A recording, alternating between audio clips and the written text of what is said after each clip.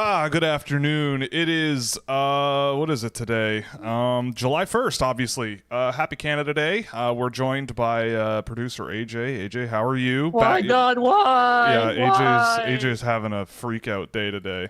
Um Nick Unfortunately, Robertson, I'm gonna miss you. it's the end of the Nick Robertson era in Toronto, and AJ's having trouble. It's the end of the Matthias Michelli era in Toronto, it Well, seems, we'll and see if they. I think they don't want to pay his qualifying offer, yeah, but it's I would like not be surprised if he goes somewhere else either. 3 per something, like 3 It's point like something per four. year. Yeah. I think it's four. Yeah, I think it's well, 4-1. we'll see. I don't know if anyone will offer him more than that, but I guess we're gonna find out. Anyway, welcome to the show. We're gonna be here for a few hours before the trade deadline. We're gonna be watching all the crazy stuff come in and Well, report on everything. The streets are rumbling, and every little thread there is to pull on, and some of them may be completely made up by us. Who knows? yeah, we like to make things up here. Yeah, I don't even do any. Like I've said before, I don't do any work. All the haters are right. I don't actually know what hockey is, and I've never seen it before in my life. And Yeah, we'll just it's all a we'll scam. types in, just randomizes a list with ChatGPT, Yeah, and then lets Gemini do the write-ups, so yeah, you can't trace it to one it's true. AI. Believe it or not. Yeah, it's true. And he's been doing this since 2016. He's Yep. actually had beta versions Yep. to all these AI platforms. Yep. Yeah, it is also Bobby Bonilla Day. When's the last Bobby Bonilla Day? I feel like it's Who? like he's still alive. He's a baseball player, and the story with Bobby Bonilla is he signed in. I gotta figure this out. Yeah, so after being traded to the LA Dodgers partway through the 1998 season, he was traded back to the Mets. When the Mets wanted to release him at the end of the year, he negotiated a settlement whereby the Mets would pay him $1.19 million on July 1st every year from 2011 through 2035, a date that is known in Mets fandom as Bobby Bonilla Day. Okay. So every July 1st, that man is getting $1.19 million, and it's been happening for 14 years, and he is 63 years old. That is awesome. Yeah. So, and he also, oh my God, he also is paid $500,000 by the Orioles every year from 2004 to 2028 due to them also having a deferred contract with him. This guy planned for his future, man. This guy saw the Rick DiPietro Yeah. stuff and got some inspiration. Same colors. What a guy.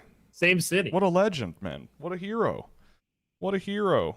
Same market. Yeah, exactly. I'm going to toggle over to our little screen sharing thing here so that we can, follow along with everything that's going on. All the craziness. Shout out to TSN, by the way, for being real ones, live streaming on YouTube their free agent show today. Because, I was going to use the TSN signing tracker, but it didn't format very well in the screen sharing, and this one is better. So, Sportsnet it is for today, but we're watching the TSN broadcast.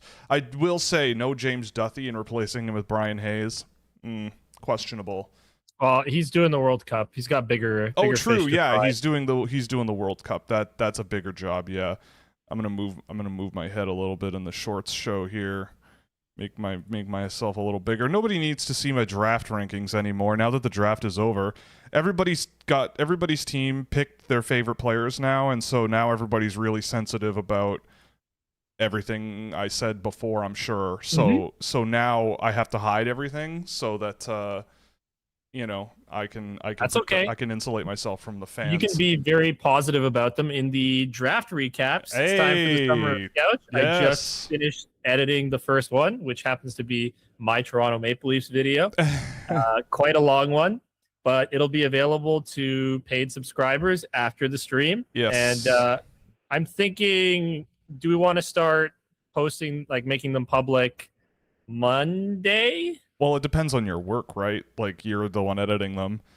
So as Well, long we as can we do can it have a back, whenever, as long as we can whenever do you a want. backlog and start putting them out pretty quickly, you know. Okay, let me get 5 done. Yeah. Just in Let's do that. case. Yeah. And then once I'm done 5, we will post on the first day I finish 5. We'll pencil in next week sometime, and then Well, go yeah, from that's there. why I'm thinking Monday, right? Yeah. I can definitely get 5 done All right. in the next 5 days. All right. Next week it is. There you go. But subscribers will get them as soon as they're done. So there's that too. Yes. Happy Canada Day from Finland. Yeah, we don't recognize the nationality of Finland here. We don't do that. It's only Canada. Only Canadians are allowed to wish us a Canada Day. We're I don't know, but thank you. I'm tired, man. It's been a long week. And still not over. I've been watching a lot of hockey players that were picked that I went, I don't know who this is. And Will hates them all. Oh yeah, they're all awful. Because his models didn't pick them up. Yeah, all of the players that your team drafted are terrible, and they're all gonna go nowhere, and everything is bad. I'm just kidding out there. Just kidding. Yo, the Congo just scored on England. Please tell me that's. Yes. Please tell me that's happening. I hope so. I need to see this. Yes, it did happen. Holy crap! 9 minutes in. Oh. 7. Oh, 7 minutes in. It's just the 9th minute. I see. I see. I don't like Jacob Trouba's face on the screen. I mean, it's not my fault that he is apparently one of the most in-demand players for this year's free agency. I did find it very funny that this morning when I put Rasmus Andersson on the thumbnail, literally within 30 seconds of me setting the live stream up and making it the thumbnail, Rasmus Andersson extended in Vegas. Also, shout out Sportsnet, by the way. I just noticed they're posting the salaries as a percentage of the salary cap. Big fan of that. Got to put that. That's good. Got to say that. Bowen Byram at $12.5 million, now the most expensive defenseman in the league. 11% of the new salary cap is really something. I mean, that is quite a lot. That Ivan Demidov contract is so sick. It's not fair. It's so good. Oh my god. Because it doesn't even kick in until next year, right? Yeah, the deal begins in 2027. So he will be 29 when that contract finishes. Oh man. Bruh. That's so crazy. It's like the Jack Hughes deal, right? Yeah. Like where he was at $8 million for 8 years. Yeah. Yeah. And you're like, wow, that's not that much for Jack Hughes. Now, Zellweger for 3.1 is also very interesting. When they shipped out Bowen Byram, they're saving almost $10 million a year on that one. I really like it. I like that series of moves. Eric Haula goes to the LA Kings for 2 years, $3.5 million. Wow. Okay, why? Eric Haula. Okay. Maybe I feel like my brain's still frozen at the 81.5. Yeah, I know. It's hard for me to not think about it in those terms, but I gotta constantly remind myself it's almost $20 million more. In fact, I think it is more than $20 million more now than that cap. So it's an $81.5 million salary cap. That contract would be $2.74 million, so 2 3/4 instead of 3.5. Okay. So about $750,000 there added onto that one. I mean, Eric Haula for that amount of money, I'm sure is, I guess, tolerable for 2 years. Can't be too cut up about a 35-year-old signing for 3% of the cap for 2 years. It's, if it doesn't work, it doesn't work. Sure. I don't know. I'd rather have Olen Zellweger, but the LA Kings didn't get Zellweger. They traded away their version of Zellweger and Jordan Spence, so rip. Yeah. That's also hilarious. Radko Gudas at 1.5 for 6 years. That is just... Yeah, dude, that is insane. That is... I mean, there are deals like that before. Isn't there some level of exemption because he's older? Well, now he, if you buy it out, it's still... Or if he retires, it still counts against the cap. Because he's older than 35. So that will be on their books the entire length of the deal. no matter what. So, but it's 1.5 million. Like, who cares? That's basically a bought out. Can't you bury that without it like hurting you at all? I don't know if you can bury a 35 plus contract like that. Sure, I'm sure someone in the chat will tell us. Yeah, 3 and a hook for the Hall of Farmer, exactly. Yeah. I think it's Hall of Famer. No. You said Hall of Hall of Famer. Hall of Famer. Oh, did I say farmer? Yes, you did. Oh my god, that's where I'm at mentally. I'm thinking about I'm opining for the fields. Hope the heat isn't too bad. It's because Will has been looking at all these farm boys. So many farm boys. Yeah. Those are all the guys he missed. Actually, they're all farm boys. Something I don't know a thing about. Don't like farm boys. Yeah. Yeah, the heat here is awful, I gotta say. It's pretty awful. I had to go out, run some errands yesterday, and it was miserable. It's really bad, too, when you get in the car and roll down the windows and drive a little bit faster than you usually do, and it's still really hot. Like, that's when you know it's really bad. It's also like, I don't know, maybe this is just me being my age now, but it's like it's gotten to the point where some days are just so hot that, like, you're like, oh, summertime means barbecuing and like burgers and sausages, and yeah, that's fun. Barbecuing in heat like this is just not very good. Like adding a 400-degree heat source in front of your face when every cubic millimeter of air is saturated with water and it's 40 degrees. Pretty miserable. So yeah. I'm okay with air conditioning, at least as long as it holds out. Please, God, hold out. I've got one blasting right next to me, but I have to keep my door open because it's helping the house as well. It's usually pretty cool down here in the summer, which is nice, but yeah, it's pretty miserable down here. It's crazy. It's 32 Celsius today, and that's like normally about as hot as it gets. Yeah, and it's humid too, isn't it? So it's just what gross. I love about this city is it can go from like 35 in the summer to negative 35 in the winter at its worst. I like seasons. Yeah, there's a 70-degree difference. Yeah. Throughout the year. Yeah, it can only stay this hot for so long in this area of the world, and then we just usually get a gigantic thunderstorm or something, and it cools down for like a day. That's generally how the climate works in Ontario these days. I can't believe Congo scored on England. That's crazy. I can. It's England. That's true, actually. That's a good point. I should know. My lineage traces, but not really. My lineage traces back to Northern Ireland, so technically not England. But UK. But UK, yeah. I can't be too critical, but also, yeah. Demidov's going to be 29 at the end of that deal. Yeah, that's just so dumb. It's just so dumb. It's awesome. Yeah, it's awesome deal. Like, after that deal is over, he might make $25 million a year. That's so like. Yeah, but there'll also be capflation. Well, exactly, but it's just crazy to think that like in the future when Ivan Demidov could be a UFA, we're going to be talking about numbers like that.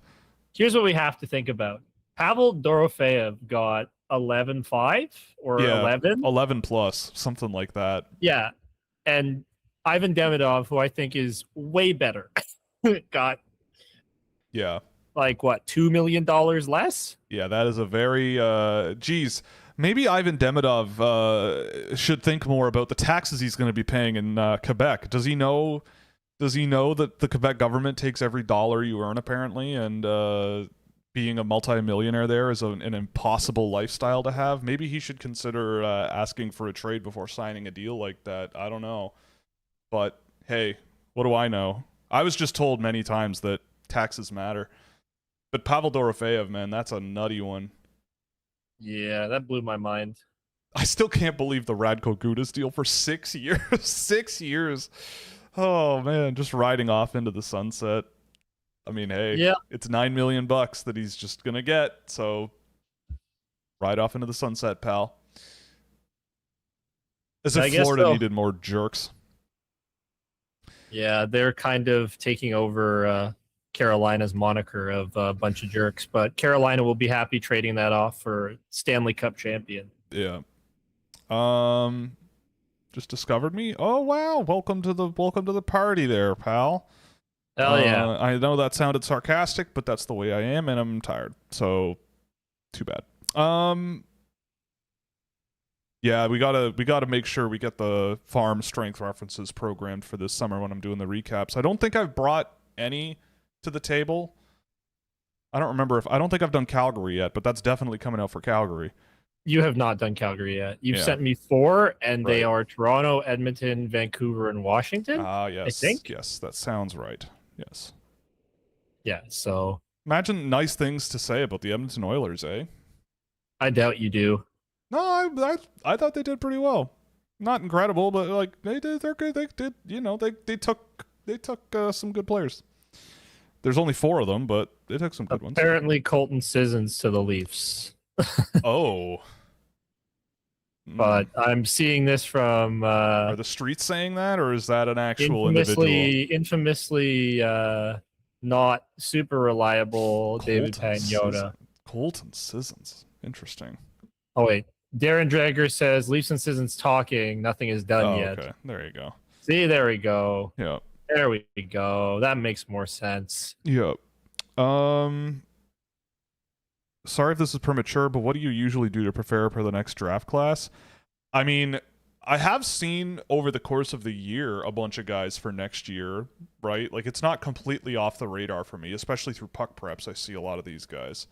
But over the last few days, like, when I can only watch guys that were already drafted for so long, and so I've just been bombing around looking at guys next year in isolation. I mean, really, I just go to their Instats pages and flip through things that interest me, right? So, like, you know, controlled zone entries. Yeah, exactly. Like how they play in transition, how they shoot the puck, like how much they're setting plays up. Like, you can identify those things from a big picture and zoom in and see how they do those things. And so really it's sort of getting like a fundamental baseline of like, all right, the big thing for me is always like, all right, where do I want to prioritize my attention in September, October, and sort of get off on the right foot? And every year I screw it up. It's impossible to like really nail it down, especially when the early parts of the tracking season is like finished junior and you're watching Albert Smiths like run circles around everybody and you're like, well, okay, that guy's a priority.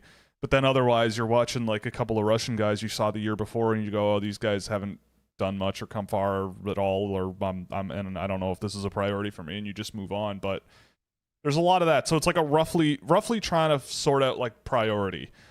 And I'll tell you this much. Let me get I actually have the 2027 doc made for partner level subscribers and up. This thing, and I will say, over the last few days, the guy that's kind of like caught my attention quite a bit is Vladimir Stirkunov, defenseman. I've been watching this guy for 2 seasons now. Not gonna lie. I mean, well, by 2 seasons, I mean like this past season and the end of the season before, which is where I saw him in person, and he's awesome. I really like him. I don't think he was taken in the import draft, but there were a lot of Russians taken in the import draft. Let's see. Oh, he was taken by Shawinigan this year. So, I mean, I don't know if he's going to go to Shawinigan, but he would be a very good Quebec defenseman, I think, if he went there. But that's a guy who really has been good. Nunes Founder, Peter Tomek, James Scantlebury. I mean, obviously this doesn't include guys that I haven't really taken a good look at, but I'd say down to Jonas Frostesad Guldbranson, the big Norwegian guy. Those are guys that I've kind of looked at over the few days. But generally that's kind of how I do it. Slow and steady and just working my way there. I'd probably have Jacko Wissisk over Cam Warren there. Yeah, you got the takes here. You know, that this is it. We're done for 2027. That's it. Emily Kaplan is saying Victor Arvidsson's going to the Wings. I mean, That's the type of player they need, man. Yep. I don't mind that. I don't mind that at all. Zuccarello going to the Kings. Depends on how much, but still, it's probably not going to be insanely expensive by any means. So. Matt Zuccarello to L.A. Okay. Florida's going to have the lowest reading comprehension for a team. Well, they'll still have the most rings. So luckily, they're playing a sport that doesn't require reading too much, so they'll figure it out, I think. Only some of their guys need to read, Right. Only some of them. Yeah, another Jonas with a long name. Exactly. Jonas Frostasad Gudbranson. I'm sure Felix will tell me I'm pronouncing his name wrong, but he is he's a real gangly guy. I watched a few of his games at the under-18s this past year, and I mean, he's barely ineligible for this past year's draft for 2026, and maybe he'd be a guy that gets picked, but I mean, he is 6'5" and he plays center, so someone would take him. All right, so Sissons to the Leafs is apparently confirmed. There it is. Okay. I don't know much about him. Like, I haven't seen him in a while. I only remember him from Nashville, and I remember seeing him there a few times and thinking he was fine. I don't really know. Like, he's an upgrade on, what was it on Daily Faceoff? I guess I could look. Oh, you mean that horrible, forward group you sent me? Bo Brew and Jacob Quillen as your bottom six centers. Like, why? Sissons is a step up. Oh man, they've got Ryan Torberg penciled in here for Nick Robertson.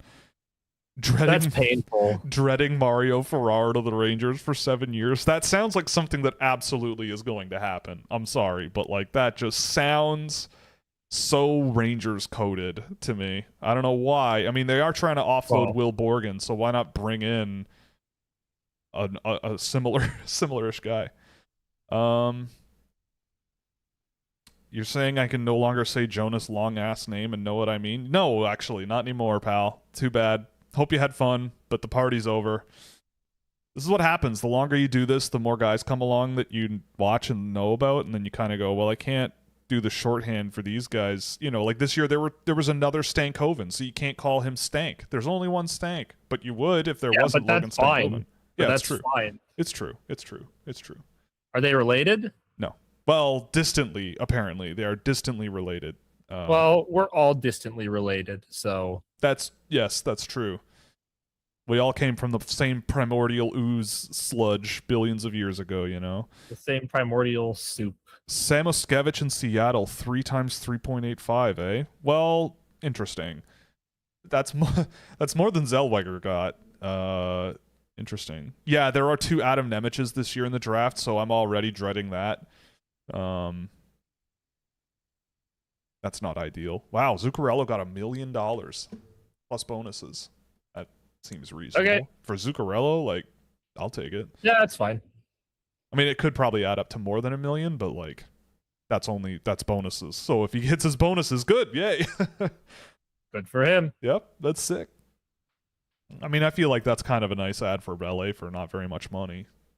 I think it said it was 1 year or 2. It's a pretty cheap deal. Mm-hmm. But yeah, like, I'm going to be very disappointed in this top 6.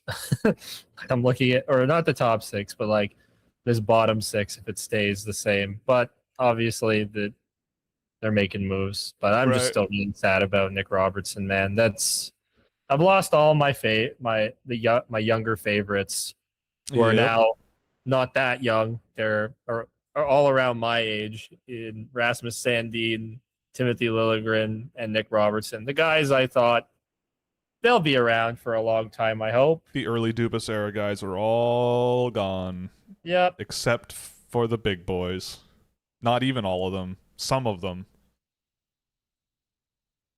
It's a shame, but Chaika's putting his name, he's stamping his name on the team, man. I wouldn't be surprised if it was just Nick Robertson saying, I want to change. Yeah, that probably was a big... Because he's been doing that every year for like 3 years. Like, the Leafs just do not use him. So, he probably rightfully is like, I have a lot more to offer, and if you're not going to offer it to me, then whatever. I'll go score 30 goals with Sidney Crosby setting. I'll go play on Ben Kindle's wing or something and score 30 goals. It's gonna happen too, and it's gonna be very painful. Yeah. And I'm gonna be very sad, but it is what it is. Dubas trades for Jason. Yeah, and the Pens have 2 brothers. I mean, that would be fun. The Pens could probably make it happen if they wanted to. It's just, does Jason Robertson want to go to Pittsburgh? But I guess playing with your brother sounds pretty solid. Yeah. We were all gearing up for the Jason Robertson trade, and we got the Robertson trade, and that made me way more sad. It was actually really funny that in the Scouching Discord server, you said, we were talking about Jason Robertson, and you said something about like, oh well, I said Robo, but I never called Nick Robertson Robo. No, but but you said something about Robertson. You're like, oh, Robertson probably wants to stay or something like that. And then the next thing like, under it was like Nick Robertson being traded to the Pittsburgh Penguins. Yeah, it's now pinned there in all its sadness. Headphones. I lost my headphones there, so if you said anything, I missed it.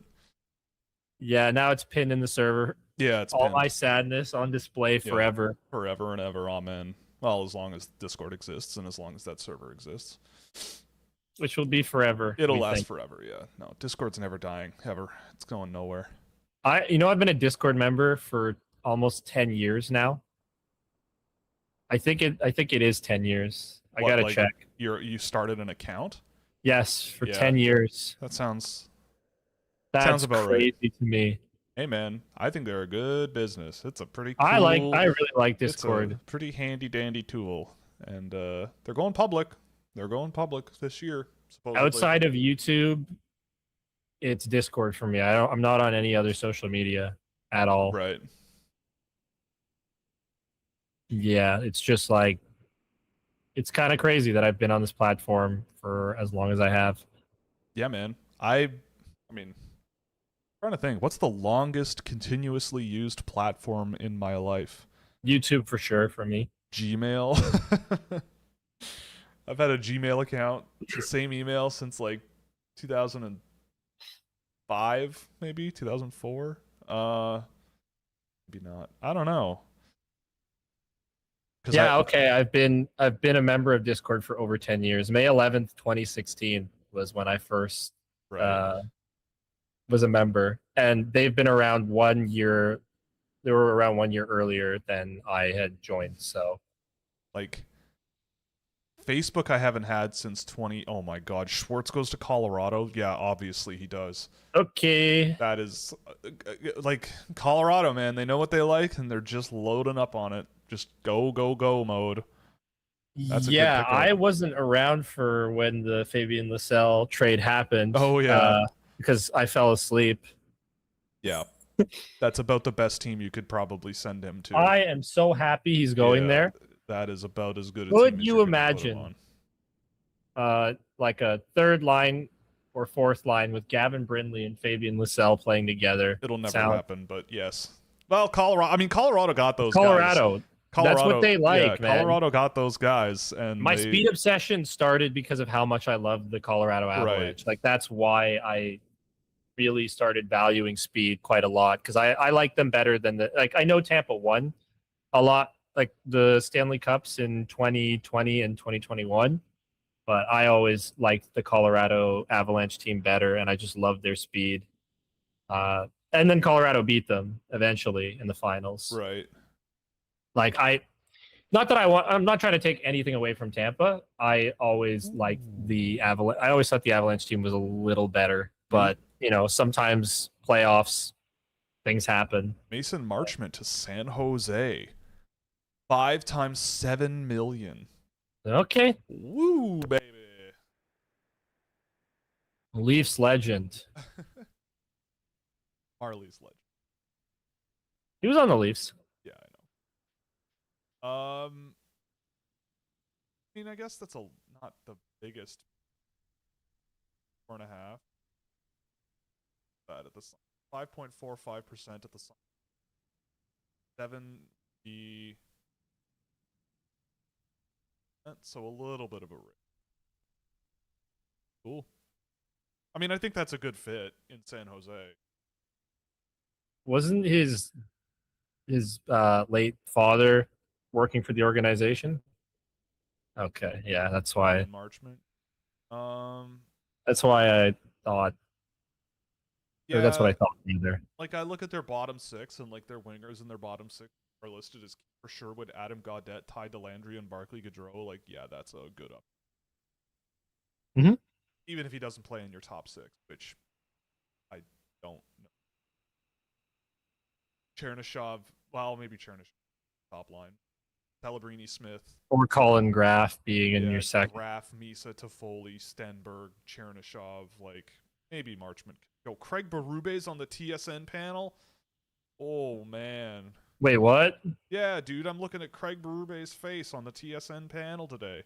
That's an ugly face to be looking at.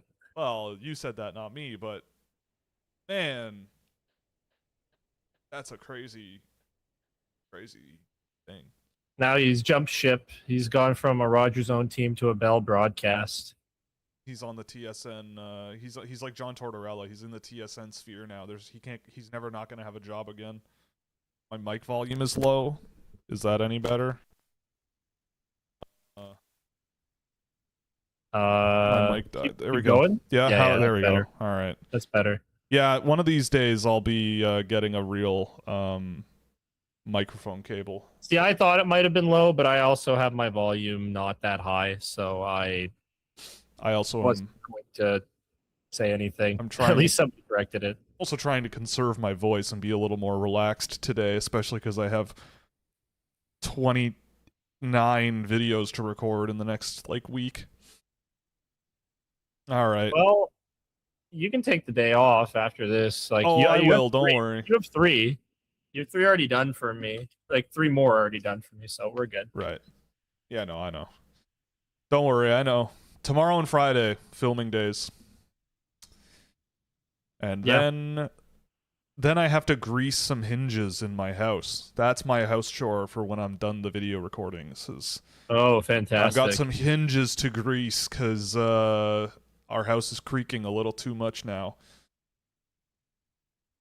That's a thing I never thought I would really have to do in my life, ever, is greasing hinges. But, I mean, it's one of those things that's pretty easy to do. And then when you're done, you're like, wow, I actually felt like I did a major quality of life improvement. Because creaky doors, I think, are really annoying. But I get that might just be a personal thing for me. Sure. You know? Yeah, gotta grease some hinges. Sounds like it should be a euphemism for something, but we don't need to go there. It really does. Yeah, but it's not. I'm literally greasing some hinges. Fair enough. Fair enough. It is still 1-0 in the Congo-England game, by the way. I know. I have the score up on the thing here. Yeah, me too. Man, have you been watching too much of the World Cup or no? No, because I'm still so disappointed. I didn't even realize this, but did you know in the penalty shootout between Italy and Bosnia, some kid ran on the field and stole GGO's notes for the penalty takers? No, that's part of the reason why they lost. They stole his notes. That's funny. That there is going to be a hit on that guy. Ooh. And whoever stole his notes is a marked man. Dude, 3 times 3 1/4 for Schwartz. I like that. Yeah, it's not bad. That's a 40-point guy. The depth scoring for $3.25 million for a few years. Yeah. I just don't love it because it means another player in front of Fabian Lascelles, but we'll see. Yeah, well, I mean, if he's just in the lineup, that's all that really matters. That's what I'm hoping for. I just want him to get in the lineup, man. It's time. Yeah, I mean, and hopefully Brindley's healthy.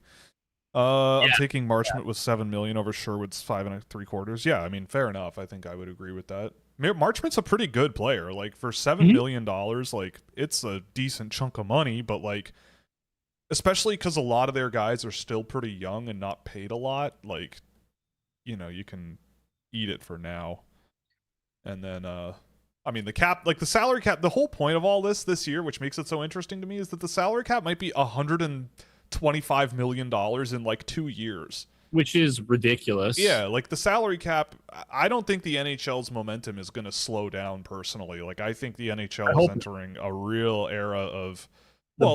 period. Anytime there's turnover in the league and the young guys start to turn over into the superstars, I find that's when the league builds more momentum, right?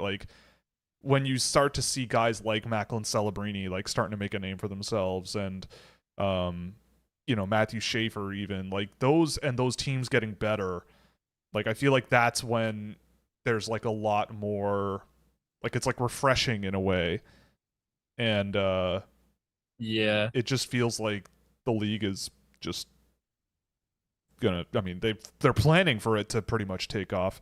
John Carlson. Sorry, you go ahead. John Carlson apparently down to Carolina, Philadelphia, and Tampa. Okay.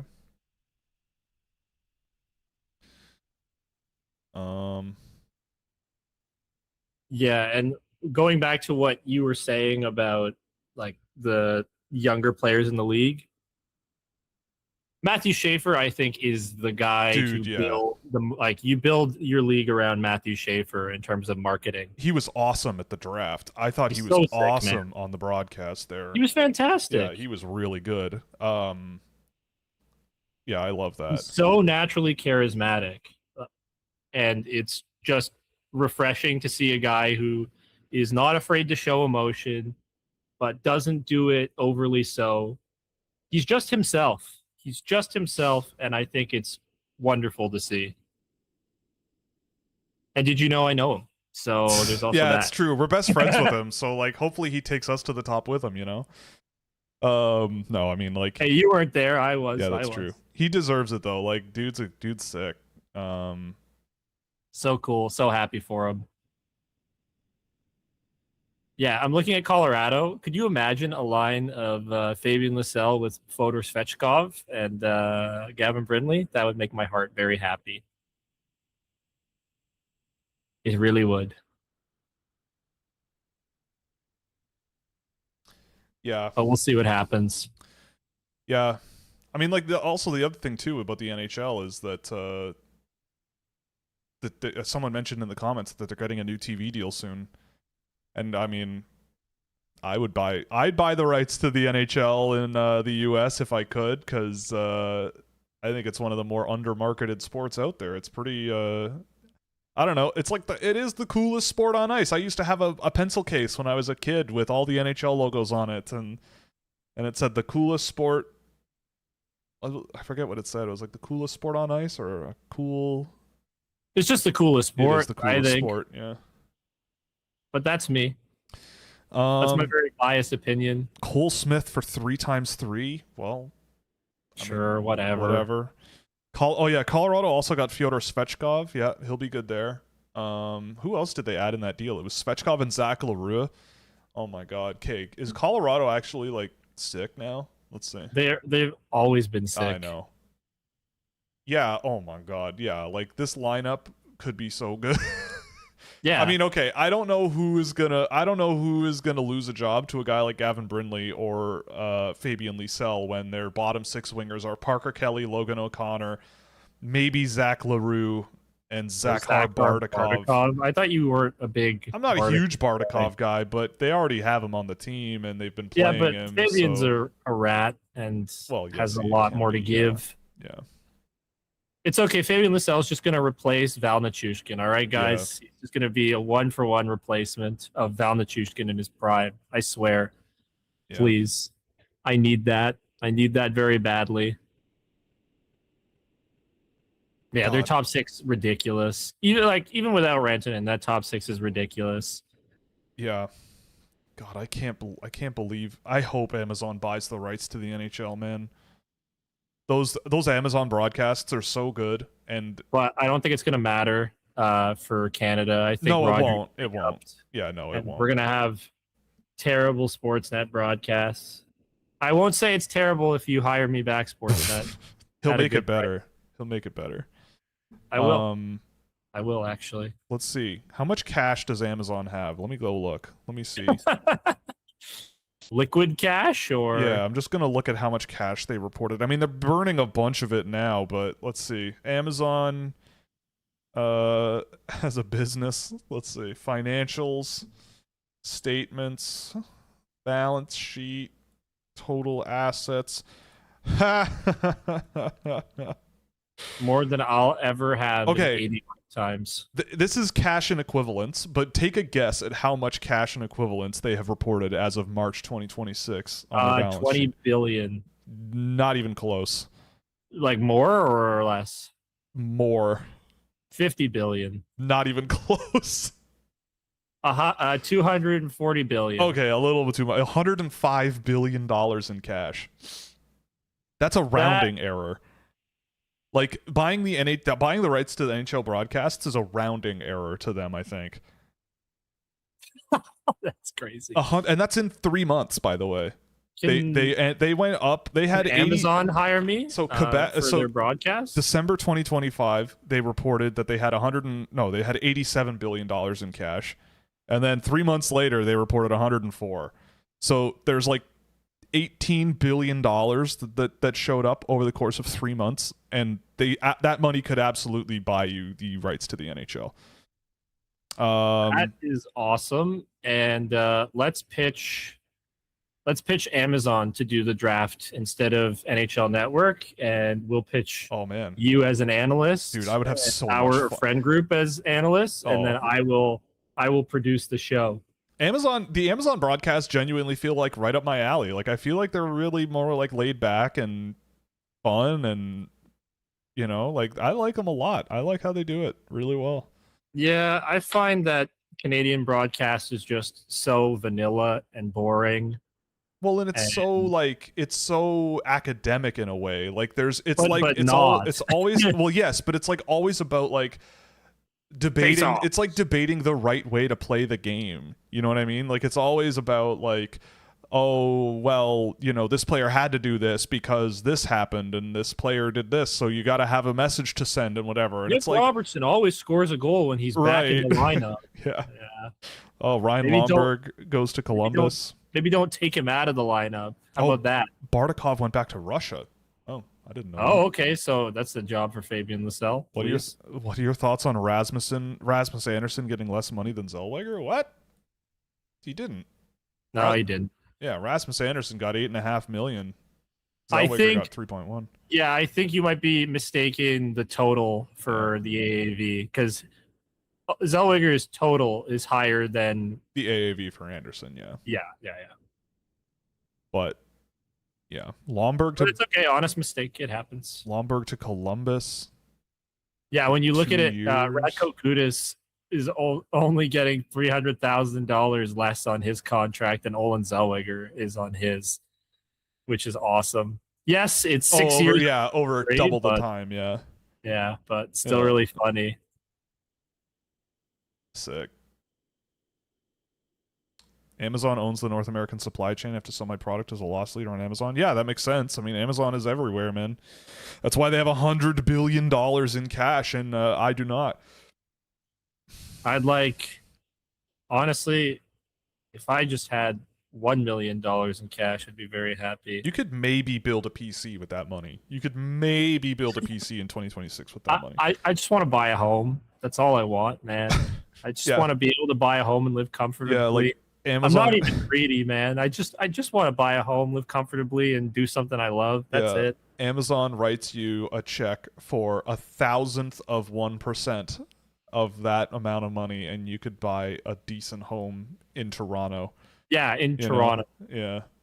I could buy my home and tell my dad, hey, it's mine now. Yep. Well, and I would do that. I would love to live in my current home of 16 years forever.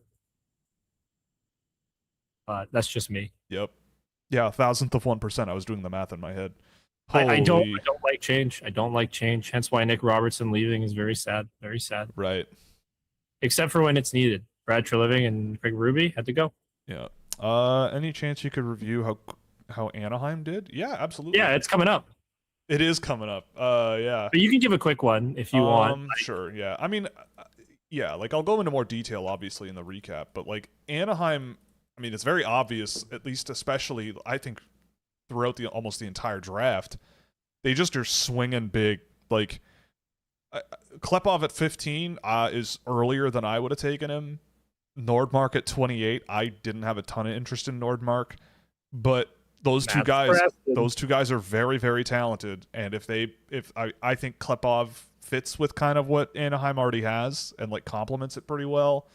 Nordmark, I think it's more of a bigger picture thing that might be a bit of an issue with him, but Preston at 50, I mean, that's larceny. That could be, I mean, in 5 years we might be looking at that the same way we see Stankoven, where it's like, how in the hell did this guy go 47th? Like, how in the hell did Preston get to 50?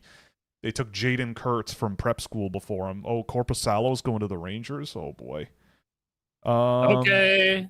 Interesting. I don't know enough about Chudzinski and Frossard to give you a good readout on that, and same thing with Jimmy Reber at the end. But, I mean, Gleb Peshkov, man, like, that guy is psychotic in net. That guy is like Tim Thomas, but big and all over the place, completely reckless and absolutely out of his mind, and fun to watch, but not a whole lot of technical structure in a lot of the games that I saw of Peshkov, but stops a lot of pucks, faces a lot of pucks. He plays for a team that is not very good, especially with Ivan Fomin not on the ice, but he is insane.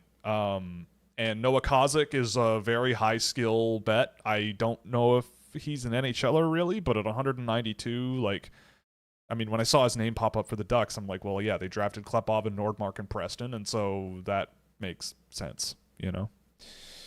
But yeah, I think they did pretty well. I mean, yeah, like, at the end of the day, if they ended up with Klepov, Nordmark, and Preston, and instead the order was Preston at 15, Klepov at 28, and Nordmark at 50, I'd be like, that was a really good pickup. So on that angle, like, it's pretty good, you know? Sorry, what were you talking about? My mom called me and Anaheim. I had to mute for a second. Just finishing Okay. Anaheim. Perfect. Traded to, so Korpisalo traded to the Rangers for Kalle Väisänen and a 4th round pick, eh? Wait, Ilya Mikheyev to Tampa? Ooh, interesting. 4-year contract? This is from your favorite player agent, Dan Milstein, by the way. Who? What? I think he is. What was it? Dan Milstein tweeted what? The Mikheyev stuff. Oh. All right. Yep, Tyson Forster signed an extension. Is this not auto-refreshing? It's not. Of course it isn't. It's not. You got to refresh it yourself. Boo earns. This is why Canada sucks. We didn't miss. Yeah, Canada. We don't do very well. I'm talking smack about Canada. It's Canada Day. Yeah, it's, you know. Poor Dylan Garand. Yeah, I don't know. I mean, sure. Korpisalo. What was he in Ottawa? In Boston. In Boston. So, Boston gets Kalle Väisänen. Oh my God. All right. Yep, that's up their alley. Oh, I think it is auto updating. Corey Perry to LA for 1 year. Cool. He's 41 years old. That's I know, awesome. Man. Kalle Väisänen is pretty big and physical, and I remember liking him when he was 17 years old. I don't know if didn't you call him Mr. Vroom Vroom Kaboom? He is a Zoom Zoom Kaboom guy, yeah. He's a Zoom Zoom Kaboom kind of. Yeah, Boston making room for Darnell Nurse, yeah, maybe. Oh, please. Please. Darnell Nurse and Nikita Zadorov on the same team is, I mean, not the direction I was told that Boston was thinking about heading, but it is definitely Boston direction. That is the Boston Bruins. Please. Please go get players that I think are not amazing. Please do that. Make the Atlantic easier for the team I like. Do you think Brosnan is an interesting 7th round pickup? I only saw a little bit of him this year. I didn't really see much there. I know Tony really liked him, so he's probably awful. No, I'm kidding. But yeah, I mean, the skating is kind of what you're buying there. I didn't see a whole lot of a huge difference maker in the USHL, and that's mostly where I saw him. I'm always really sketched out by high school and prep school tape and stuff. It's not ideal. Yeah, and sometimes the cameras don't follow the players. Yeah, they're awful. They're awful. Oh my God. What are you? Oh my Godding? My better half just texted me. She's at her brother's place today, and they're watching the England-Congo game and getting updates about how insane the game is. So maybe I'll have to throw that on. in the background. I love that Google's probability when that goal went in was still England at like 54%, and now it is slowly shifting. It's still at 42% a win, and then 32% extra time, which makes sense, but Yeah, we can mute TSN.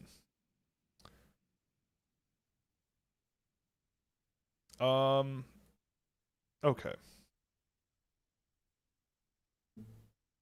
I feel like we're Oh, it still just went to waiting. halftime. Yeah, I feel like we're still waiting on the big shoe to drop of Zach Werenski. Like that's Oh, really yeah. what I feel like we're sitting here waiting for. Absolutely. And I'm very hopeful, but also very unsure that it's going to happen. Yeah. It'd be really nice if it were to happen for Toronto because they're apparently right in the mix. But I don't know. What are you going to give up? Yeah. Matthew Nyes plus. I know apparently he's not being involved in the deal, but that just sounds stupid to me. How can you not involve Matthew Nyes in the deal? If I'm Columbus, I'm like, no, that guy needs to be a part of this deal if we're getting anywhere. I mean, they don't really have a whole lot of leverage, right? Like I don't know. Yeah, but Like Toronto's trading away a signed asset long term. Werenski only has 2 years left, right? yeah, So you're buying a short term boost. And I can imagine Toronto doesn't want to give up a long term young player if they don't have to. Would you say that due to the draft rights change to Russians, the teams are now even less likely to select Russians with late round flyer picks, or is the change not impactful enough? What was that specific change?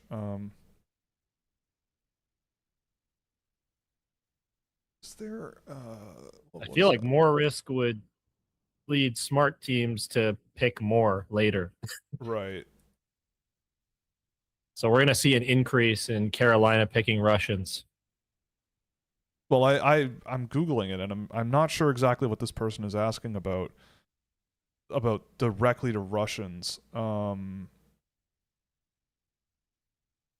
Anyway, I mean I do know that the college rules changing probably will affect like drafting out of Canada. Like I'm sure it will give a lot more credence and a lot more of a push for Canadian or for people to draft out of the Canadian Hockey League because like now the clock is a lot longer. They can just go to college and you get, you have to you can leave them in college for a while. Mm-hmm. But I'm just looking what? For some reason on Elite Prospects, I cannot filter the draft class for nationality in 2026. So I can't see how many Russians got drafted. Yeah, it's broken. Awesome. Sick. Well, maybe I can go to Maybe Puckpedia has stuff because I've been using Puckpedia this time around for building out the draft recap because the website works a lot better. Yeah. But I'm not sure if you'll get what you. Oh, it's okay. So filters. Let's do this. I don't see one for nationality. Okay, Russia. Here, we'll do this. We'll just do it the other way. Draft year.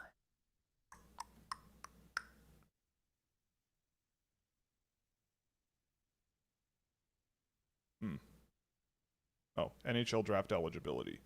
Oh, they only offer it in the future? Oh, NHL drafted. Yes.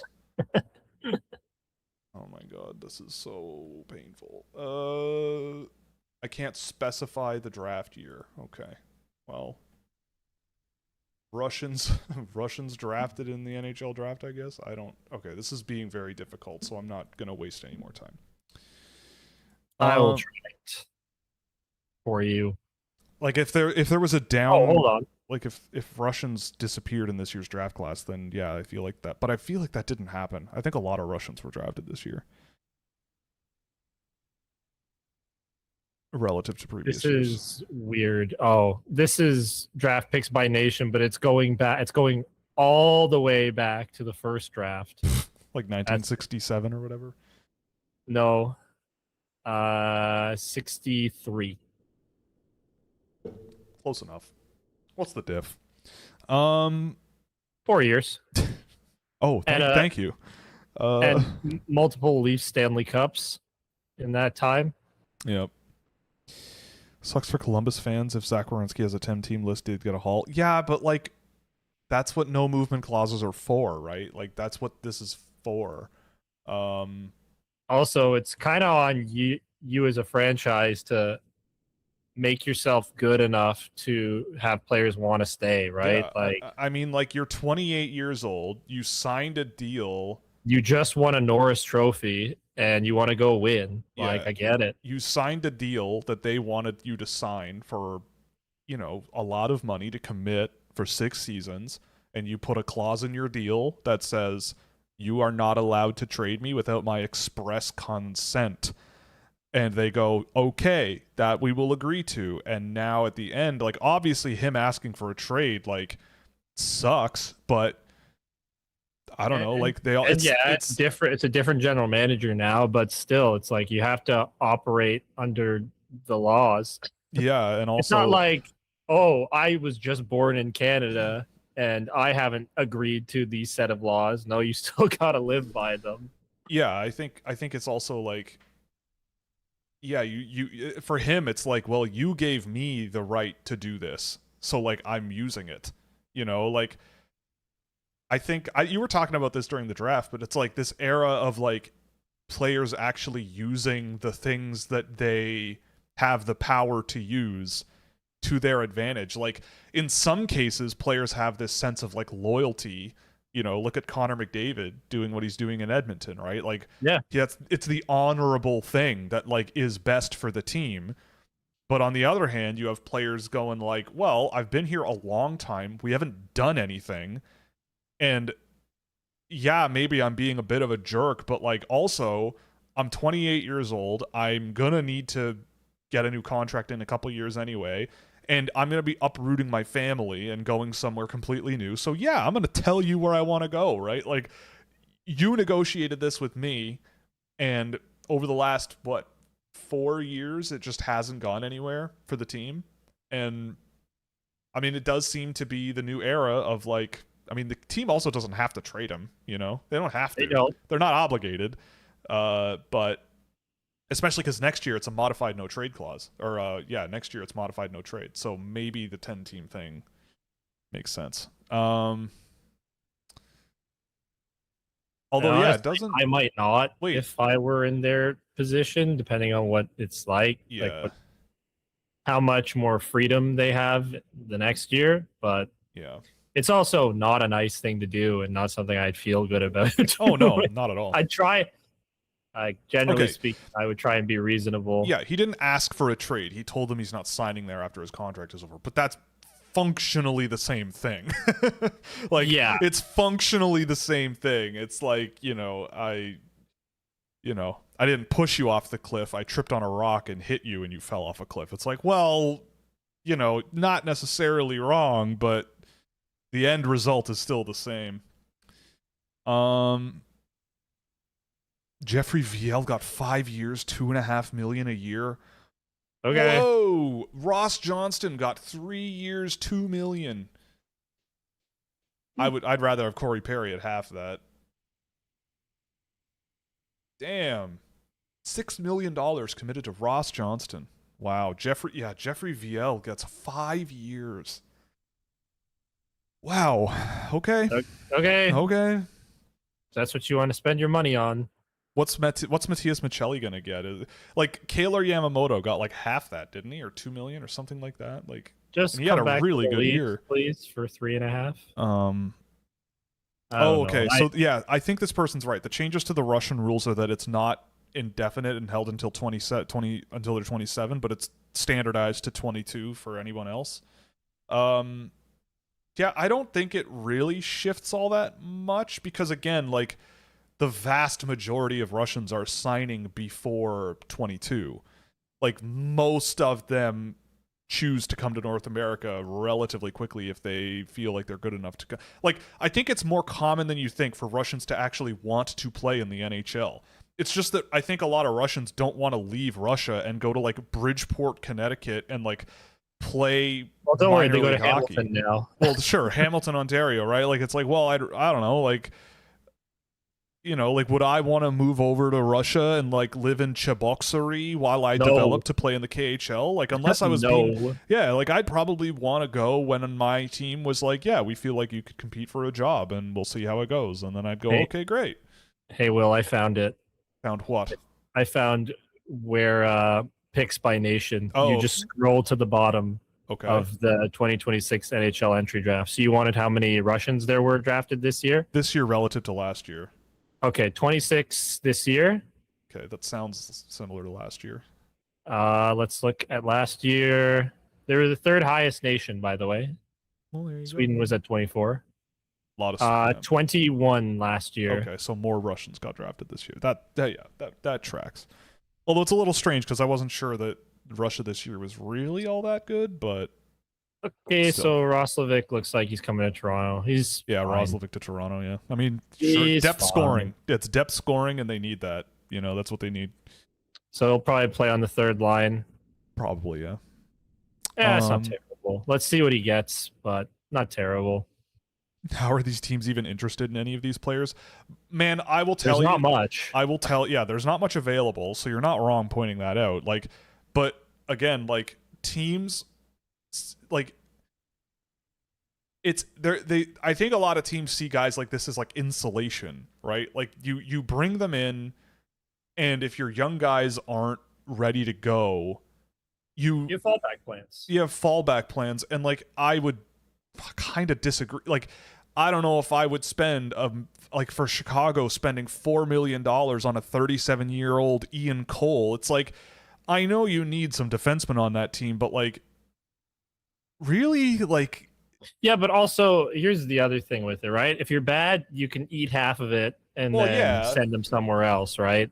But like, that's taking a job away from a Kevin Korchinski or a Ethan Del Mastro, which is like, I know you're probably getting an upgrade maybe on a Del Mastro in a what's his name, Ian Cole, but sure.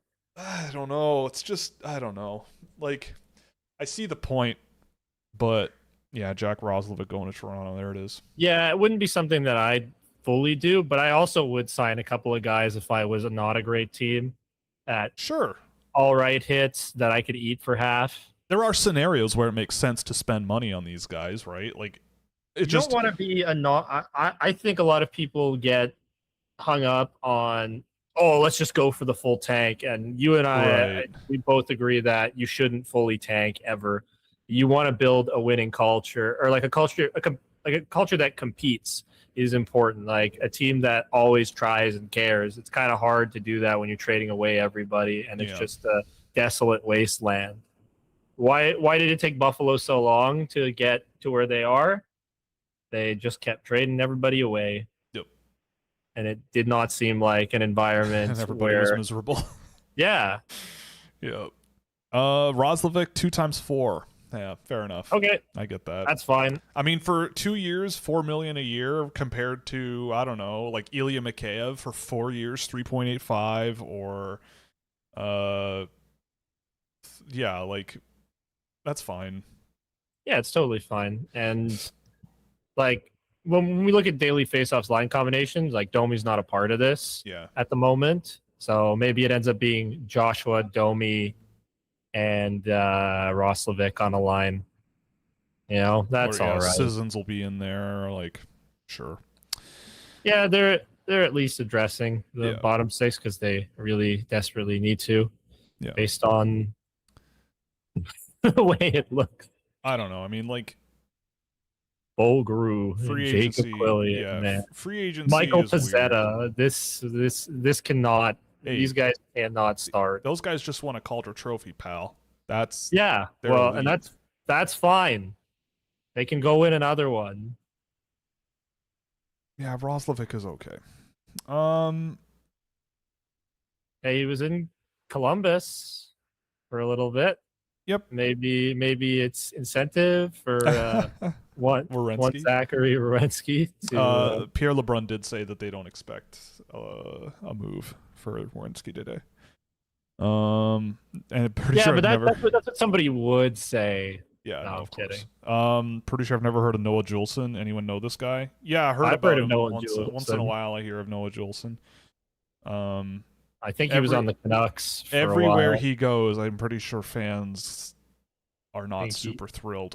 He was on Philadelphia last year, and I'm pretty sure Flyers fans were not huge on Mr. Juleson. Yeah, there it is. Roslovic, 2 years, $8 million per. Well, $4 million per, $8 million total. Yeah, sure. That just feels like a lot of these deals are structured around. Oh, when is Austin Matthews up? Like it seems like the next 2 years, and that makes sense to me, right? Like the next 2 years are going to be very important on the direction of this franchise. So, 100%. Yeah, Noah Juleson will destroy people with open ice hits and put himself out of position to do so, which is for me like my least favorite type of hockey player. Those defensemen are some of my least favorite types of players out there in the universe, and that's something I will die believing. Ain't gonna change my mind. I'm dug in, and I'm never gonna change. I would finish that line, but I can't because it's Canada Day. I'm not allowed. Not allowed to reference our neighbors to the south. You were at the 2015 draft and don't remember Noah Juleson? Well, that tells you a lot, I think. The Rangers apparently traded for Korpisalo and it'll be a competition for a backup spot. Can you imagine trading a 4th-round pick for a guy you'll put in the AHL and $2 million in cap space? Well, maybe he'll win the battle and win backup position. Who knows?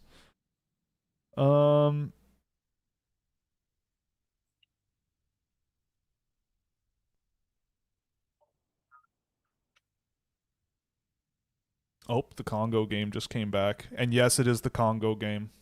Yeah.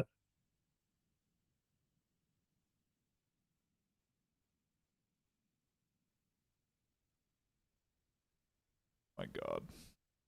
I want this to happen so bad.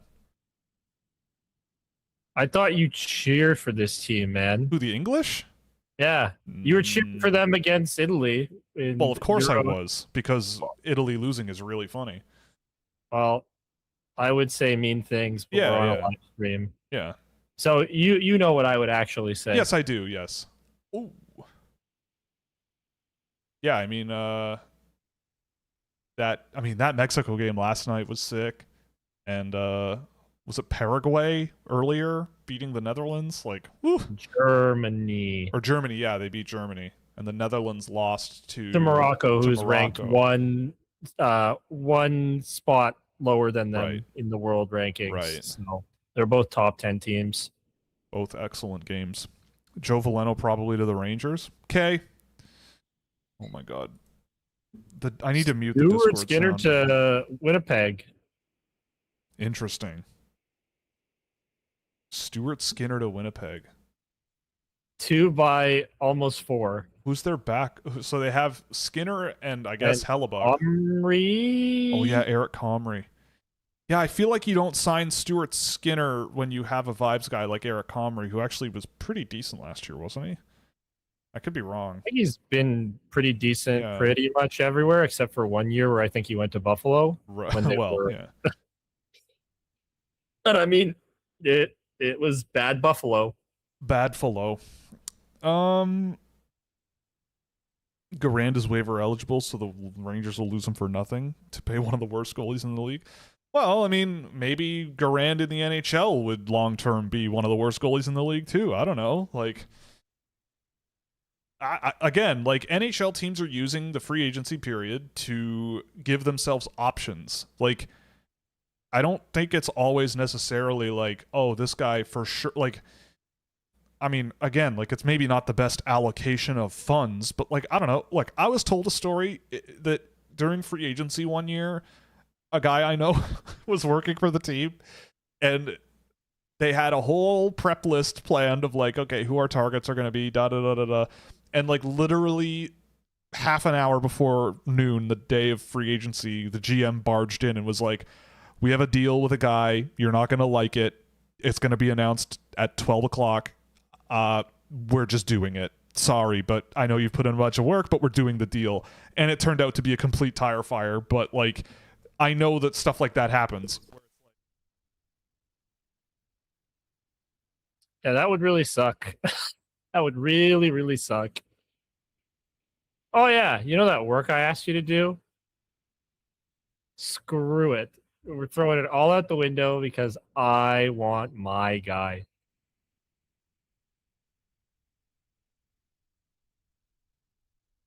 Oh, well, I think you're far away, or like your mic is, because I can't hear you. There we go. That's better. That's better. Oh, now it's bad. Now I can't hear you. Oh my god. There Is we that go. better? I can hear you now. I can hear you now. I'd rather have the guy who's young, cheap, and might be bad than the guy who's old, expensive, and definitely bad. I agree. Yeah. I'm just explaining it. That's all. I'm explaining the logic that they use, right? Like, this is, in their mind though, like, also, if say Shesterkin gets injured, are you going to play Dylan Garand as your starter? Like, on the surface, that might be an idea, but like, what team would he be starting for? Sorry, the Rangers, right?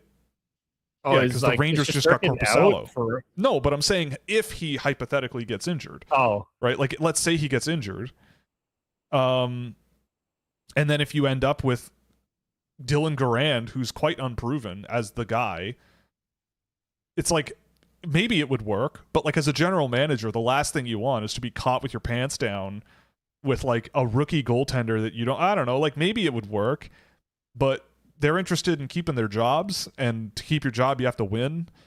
And I guess the logic is it's a guy with NHL experience that in a pinch could be our guy. I don't know.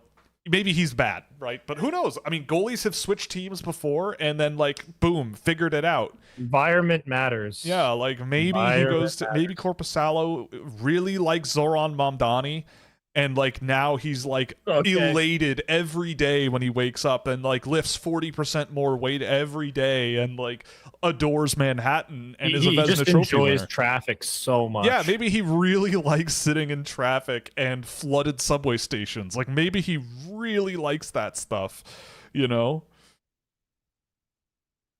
Who knows? Building underground, building underground tunnels without a permit. Because I swear, anytime I go to New York, the streets are just flooded with cabs everywhere. It's just cabs. Oh, yeah.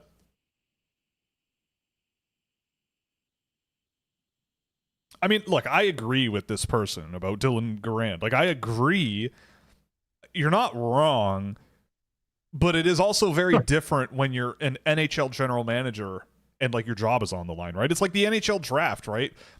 Are you going to draft a Kasper Justavar Karlsson, a 5'8" grinder who's pretty good, but like a 5'8" grinder? Yeah, but his name's too long and he's too short. Or are you going to draft the 6'6" prep school defenseman who is, you know, wobbling around out there and scoring half a point a game and is going to college in 3 years? Like, and one of your scouts is best friends with his dad, right? So you know, he's a good kid. So like, what are you going to do, right?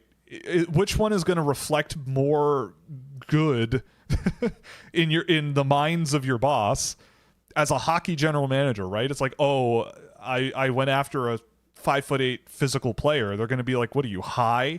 But if you go, well, I went after the 6'5" defenseman playing prep school hockey that nobody else wanted, and yeah, they're going to go, nobody else want him? He's 6'8". Right. So it's like, so for NHL GMs at the NHL level, they're kind of looking at it like, well, the money is just the money, and let's, you know, find out. Oh, big save. Oh my goodness.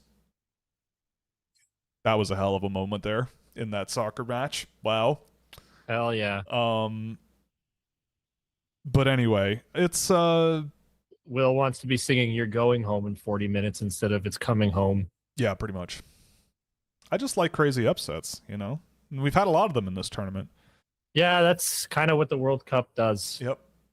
Noel Acciari to Philadelphia. That's all Cookie. Right. 2 years, $2.8 million. Yeah, I like that. I would have been happy if it was with the Leafs even, but it's okay. I like Noel Acciari. I liked him when he was here. Yep. Good player.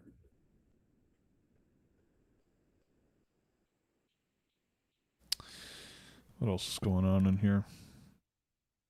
Yeah, I mean, I'd be firing Drury as an owner for making a save my job move because the move sucks. I mean, look, you're probably not wrong. But I don't know. The analysis is not always the most complicated. It's like, we need a goalie. Who's available? Korpisalo? Could it work? I guess. We need a goalie, Igor. Sure. You're Yeah, you just play 82 Shesterkin 75 games a year. That'll So work. ride him into the dirt. I love Igor, man. Who doesn't? I actually think Igor's my favorite goalie in the league. And that's saying something because I do not like the Rangers. But all hail Tsar Igor. Yep. I also just love the way he plays the puck too. Like, I think that's what puts it over the top for me. He's very good on the puck. Did Nick Blankenburg sign an extension, or is he a free agent too? I would like that if he's not a free agent. Because that's like the type of player in free agency that I am picking up and that realistically you could pick up, because nobody cares about Nick Blankenburg. Let's search. Because he's 5'9". Yeah, he is a free agent. Colorado might not be keeping him. But please, I mean, if you're gonna write a $6 million check to Ross Johnston, I would write a $900,000 check to Nick Blankenburg pretty quickly. Maybe the Rangers can unlock Joe Veleno. I've heard that before. Yeah, Veleno. Yeah. The only reason it wouldn't make a ton of sense for the Leafs at this point is if Zach Werenski's actually, since they're targeting him so heavily, they also signed Troy Stetcher and he's not listed as part of the daily face-off team that I've seen. Yep. And Morgan Riley is. Not saying I don't like Morgan Riley. I will always love Morgan Riley, but Emil Andre is listed in the defensive pairings with Morgan Riley on the third pair, and there's no Troy Stetcher here. So I wouldn't be surprised if they feel like this is their group. But still, I'd sign Nick Blankenburg, because even if he's not playing, I would still like that guy. Sure. On my team. Pittsburgh signs Declan Carlisle, 2 years, 1.5 a year. Sure. I have no idea who that is, but that's fine. He's a guy. That's all you need. Yeah, I feel like this feels very underwhelming considering the offseason we've had, but we also knew going into this that the free agent class wasn't going to be tremendous. Yeah. And also the Leafs traded to get Darren Radish. They traded a fifth. Yep. So they could sign him, so... Alex Ovechkin. If he's going to stay in Washington or retire. Anthony Mantha's still floating around. He had 33 goals last year. Interesting. Yeah, he can do that from time to time. I mean, how many goals has Anthony Mantha scored in his career? I feel like it's more than you would think. Okay, let's 179 goals. That's not bad. I mean, he scored 30 of them last year, but who cares? He spent 2 years injured, or a year injured in Calgary.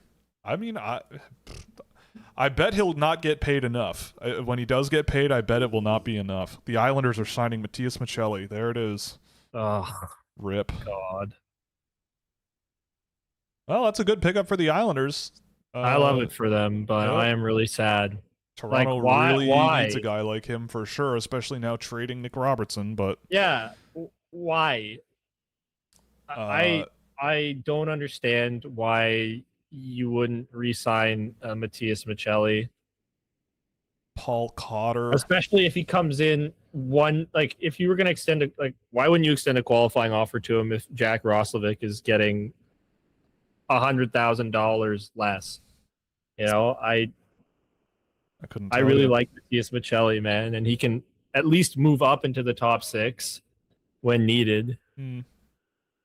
So I'm rather disappointed. For Yeah, Islanders fans, it's a great pickup, it's a and smart move. yeah, I'm just sad, just sad.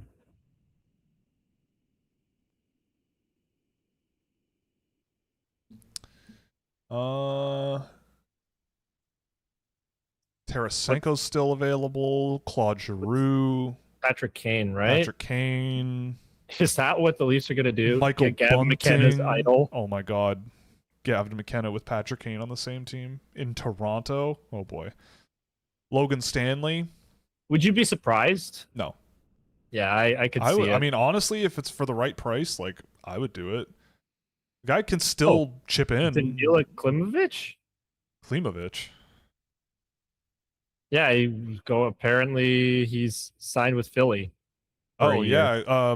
Vancouver didn't qualify him. Vancouver let him go. I mean, sure, AHL depth, I guess. You know.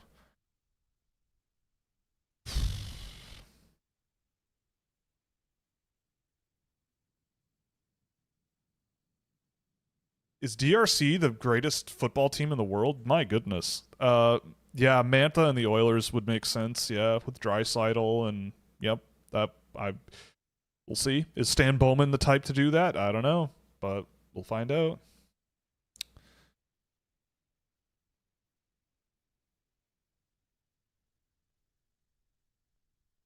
I just think it's funny because I remember all this like hype about Danila Klimovich because of his U18s. I think it was. Yeah, he had like 8 power play goals in 5 games. That's always fun. Is Yeah, it was really frustrating. Excuse me. Oh, it's England fun. just sucks? Okay. So it's not that the DRC is good, it's that England just sucks. Okay. Yeah. Hey man, they lost to Italy in a final. I've got to say I've been on a wild ride with my YouTube algorithm because I have been watching a lot of the World Cup. I'm getting a lot of like highlight reels of legendary football players, footy athletes, and paying attention to actually like what makes guys so great, you know? Like I've never really watched like a Zinedine Zidane play or Oh, I have. Zlatan Ibrahimovic. Like I've Oh, never I really paid definitely too have much watched that attention. guy. I don't really watch soccer, so like now I'm all over it, and I'm like, oh wow, like these guys are good. And like, Zlatan. oh my god, Zlatan is the AC Milan legend, retired with yeah, AC Milan. like That's my team. and like the So crowds. Like I never really think about the Brazilian leagues and the Italian leagues and like all these other things, and then you know it's like, man, these look like a real fun time. I should go to one of they these are. guys, like the Mexican I've been. league. I should go to one of these. It's a little nuts though. Like somebody like walked right in front of me when a goal was being scored on my friggin' one time being Brutal. at a game on Yeah. my birthday, no less. uh, yeah. And they were smoking Oh as they're no. walking by me. Oh So no. yeah, like the environment's a little. Greasy. I'm It in. can be. I'm It in. can be. Say no more. But it's fun. It's loud. Missed out on Zidane. Yeah, I mean, I grew up with Zinedine Zidane playing. I like back in the day. I just never paid attention and was like, why were these guys so much better than everybody else? And like looking at how they played. And Zidane was the one where I'm like, holy crap, this guy was unbelievable. You know what my favorite Zidane moment is? The headbutt on an Italian player. Yeah, on Materazzi. Yeah, Yeah, that makes we won sense. that World Yeah, Cup. that would help. Those two are the only two guys to score a goal in that game as well. Almost 2-0. Scott Perunovich to LA based on the Perunovich tracker to here. LA. I see Trevor Van Riemsdyk got 4. He got 8 mil, 4 AAV for 2 years. Did Brant Clark sign an extension? Yeah, I believe Yeah, so. he did, I right? believe so. I Well, think they haven't committed to Doughty. Scott Perunovich is coming for his job. Yeah, but it's 1 year, I'm kidding. so they're going to expire at I'm the pretty same sure. time. I'm pretty sure one guy is an advantage over the other. Nothing Yeah, against Scott Perunovich, but but one is one is kind of Brant a Clark, franchise. Oh, top okay. 10 pick. I thought you were talking about Oh no, Drew Doughty. I'm talking about Brant Clark because teams can only have one sub 5'11" defenseman. You know, Oh, okay, so okay. you got to pick Brant Clark or Scott Perunovich. Oh, I think it's going to be Brant Clark. You're probably right. Hard to say. Hard to say, yeah. Trevor Van Riemsdyk to Pittsburgh. Yeah, they're just gonna keep chugging along, aren't they? Yeah, Clark got 5 years, 7.4. Yeah, okay, that sounds right. I believe That's you. fine. I believe you. You know what blew my mind? That That guy he has so many blocks. block shots.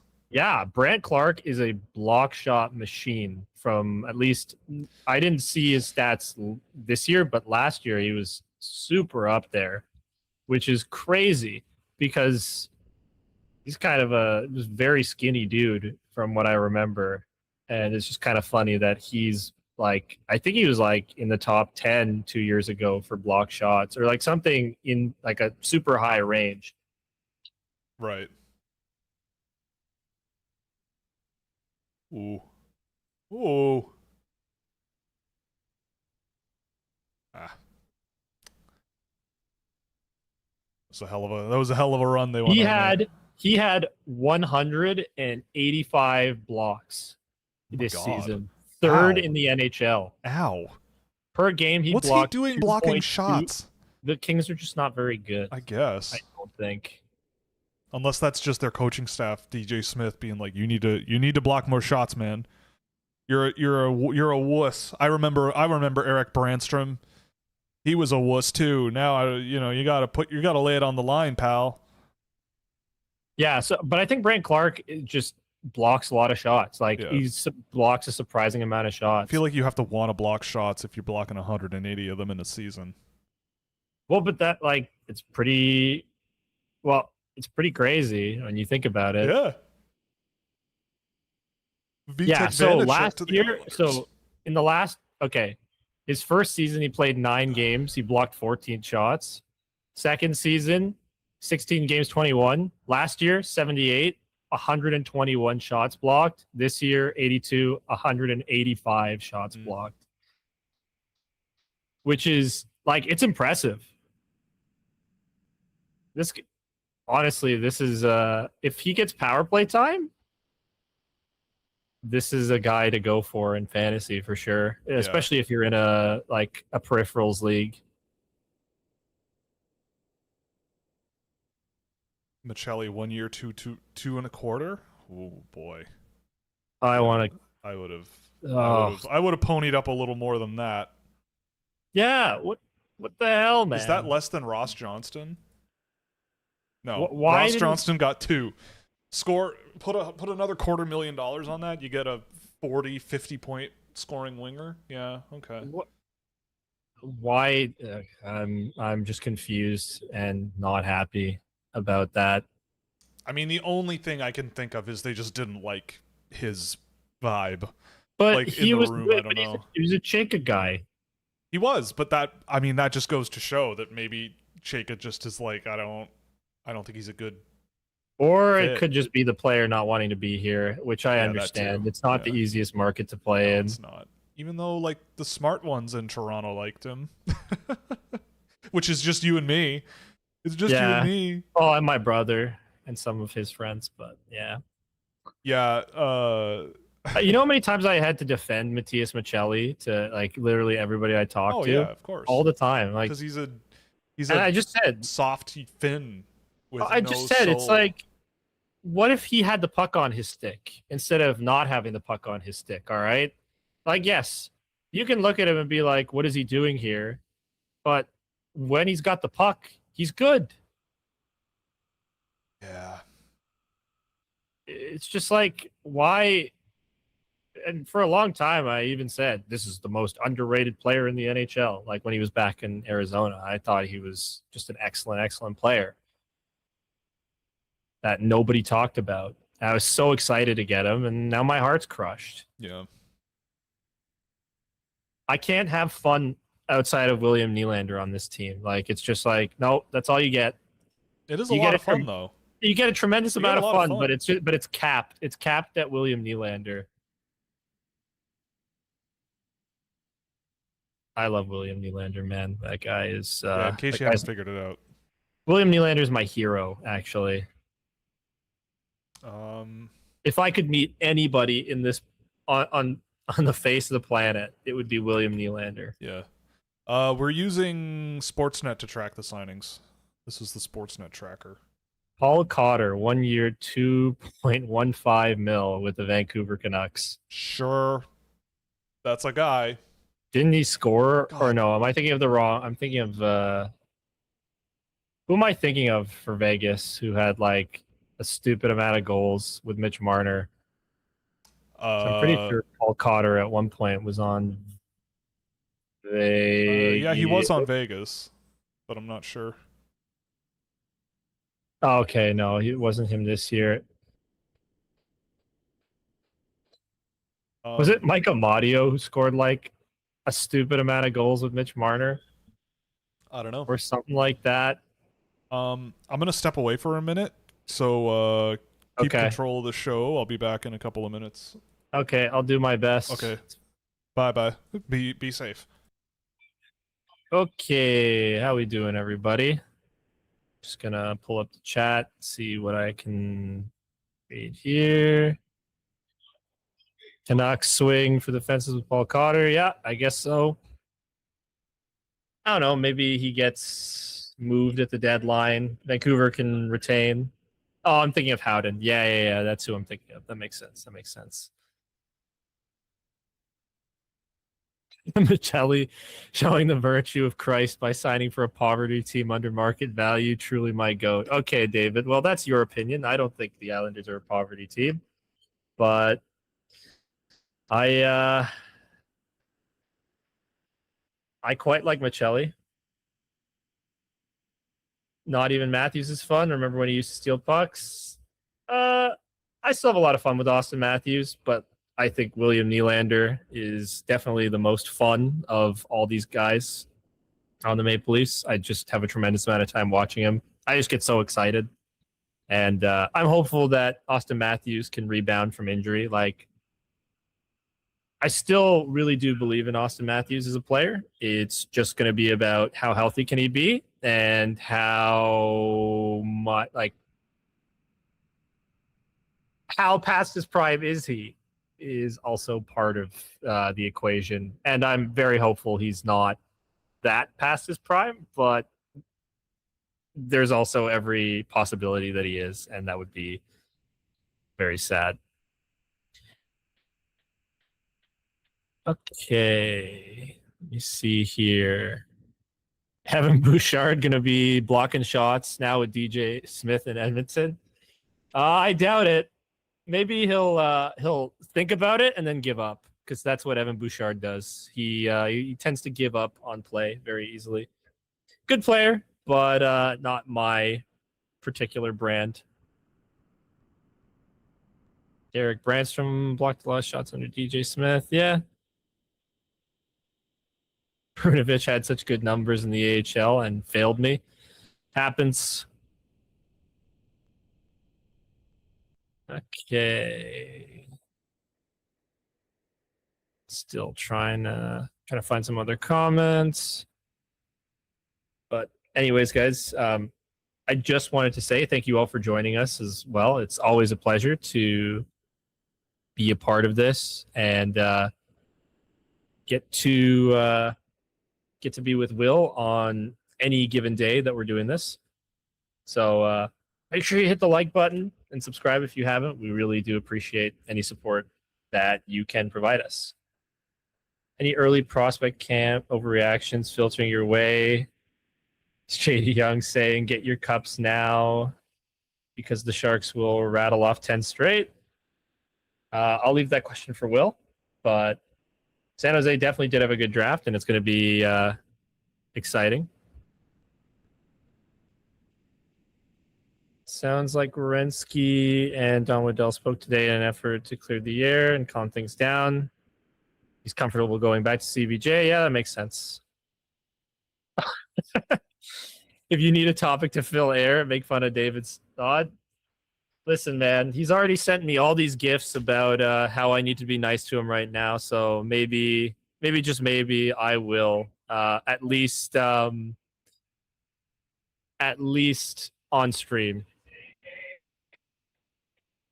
I think my dad said England scored. Yeah. Damn it. That's sad. That's sad. Oh, well. Fun while it lasted. Fun while it lasted.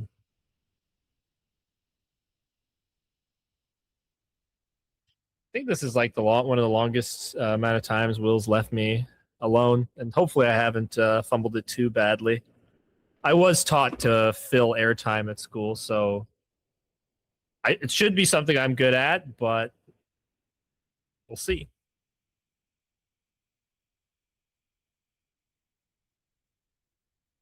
So one of the moves that came in today that, not that I was surprised by in any way, but just kind of his name was out there on the trade market, was Nico Hischier. Now, I'll be perfectly honest, I haven't seen a ton of Nico Hischier in the last year or so. He's always a player that I quite liked. I'd like to hear what you guys think about his deal. Just in terms of the 11.7 cap hit over 5 years. It's 1-1. Yeah, it's 1-1. Are the DRC gonna choke this one away? Hope not. I mean, the fact that they held England so well for as many minutes as they did is just a massive win, no matter what. Like, even losing this game, like, who cares?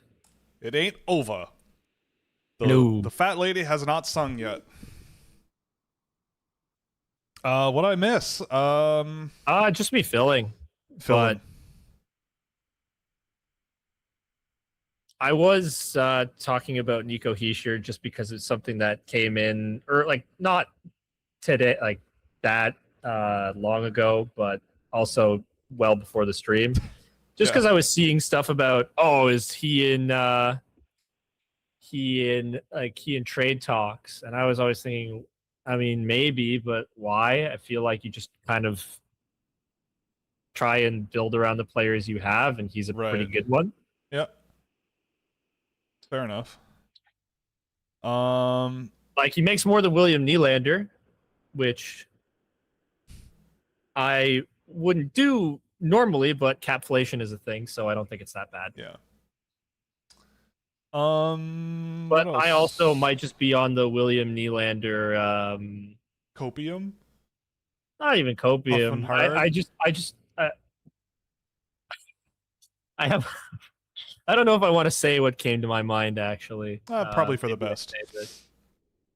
I just have a massive boner for William Nylander. Oh, okay. I'm going to say I'm on the blue chew for William Nylander. There you go. That's what came to my mind. That's a good one. I mean, if anything, you don't need the blue chew for that, though, because it's William Nylander. So, if anything, the compliment would be William Nylander got me off the blue chew. He would, right? Honestly. That's kind of the way. There you go. There's a reason anytime he scores, I go, "Oh my Willie." Dude, AJ, when William Nylander scores, I've heard it happen. It is something else. Because he's so good. He's so good, man. Yeah. He's the joy. He was the joy in my life before my puppy. Seriously. Now she brings all the joy. But they're like yin and yang, two sides of a joy coin. You need both of them. Yeah, I need both of them to function. Yeah. What do we got in here? Any early prospect camp overreactions filtering your way? Oh my god. Well, JD Young, mostly JD Young is like picking himself off the floor of the Walmart because they traded William Eklund. So JD's kind of still getting over that, I think. I mean, I gotta say, I think this guy likes William Nylander. yeah, I think Really? I gotta say that I think people are the arc on Alex Karmanov is already getting a little bit upsetting because I don't know. Seems Sell like his fantasy stocks. seems like a lot of people are making fun of him and stuff and like using him as some sort of a I don't know act of some kind and I don't know, man. Like he's doing skating drills in camp and struggling and whatever, and it's like I don't know. He's still a kid, and he's like this He's a kid from seventh round he's a pick. seventh round pick from Moldova who's like He's 7'1". like Like yeah, they're like welcome to the NHL. Here's everybody making fun of you. It's like oh man, like what are guys. we Have you doing? considered you can't teach 7'1"? That's true. But like I mean people are like, "Oh, like look at all the guys." I mean, I would agree that a lot of kids who are very good and deserve a draft pick went undrafted. And I mean, Tough. Happens every year. yeah, and Karmanov is a curiosity. He is a lottery ticket. And there are players who are not just lottery tickets that did not get picked. But number one, you know, they'll be available next year. And I'll be two, right back. okay. And two, welcome to the world. It's just the way she goes. So like I don't know. It just look, I mean turning athletes into circus animals generally is or anybody into a circus animal to be honest is usually a bad idea.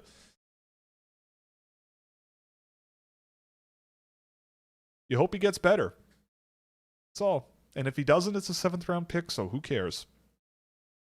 But you know what? About Karmanov, I will say, like, based on my experience watching him play this year off and on, like, I think he does have some things in his game that are actually quite valuable and quite interesting. It's just there are some areas that are really, really, really rough, and it'll be a matter of time, and if it happens, it happens. But in terms of that, like I try to avoid dev camp takes as much as I can. I mean, I even saw someone pointing a video of JP Hurlburt and someone, if anything, it's really funny seeing people insert development camp takes.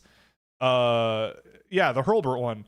It's like people are they're creating those takes out of nowhere. Like someone just posted, I think it was like, here's Hurlburt doing a skating drill, and I think that's all it said, and it was just him skating, and all the comments in reply were like, yeah, but like he's just dogged after a bag skate. Have you ever seen a bag skate before? It's like, I don't think the person originally posting this was thinking anything outside of here's JP Hurlburt doing a skating drill. And everyone's like, well, no, you can't say anything bad. Please don't say anything bad. People need to like go for a walk, man. It's summertime, dog. You have better things to do than arguing on Twitter about a 17-year-old athlete at a camp filled with other 17-year-old athletes where they're there to make friends and cook food and volunteer at their local hospital. Like, calm down. Well, I'm back. Oh, hello. It's really... The joy of my life has arrived here. Oh, okay. Yeah, that's... Woof, woof. The puppy, yeah. Oh, she's in my room now. How you doing? Hello, dog. Oh.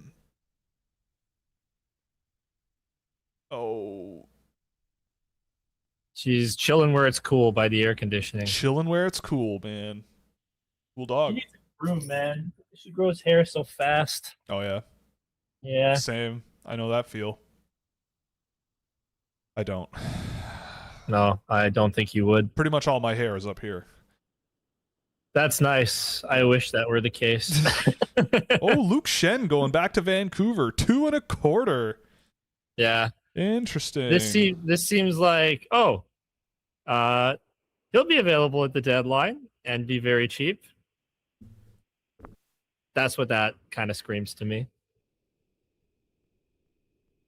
Maybe not a cheap price, like in terms of the assets you'll have to give up, but like contract wise.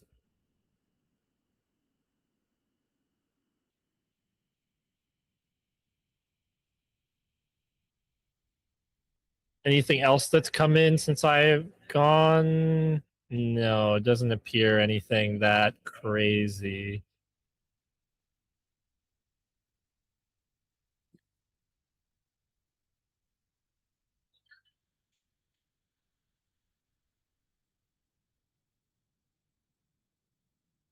So, what's the move you've liked the most today, Will, so far?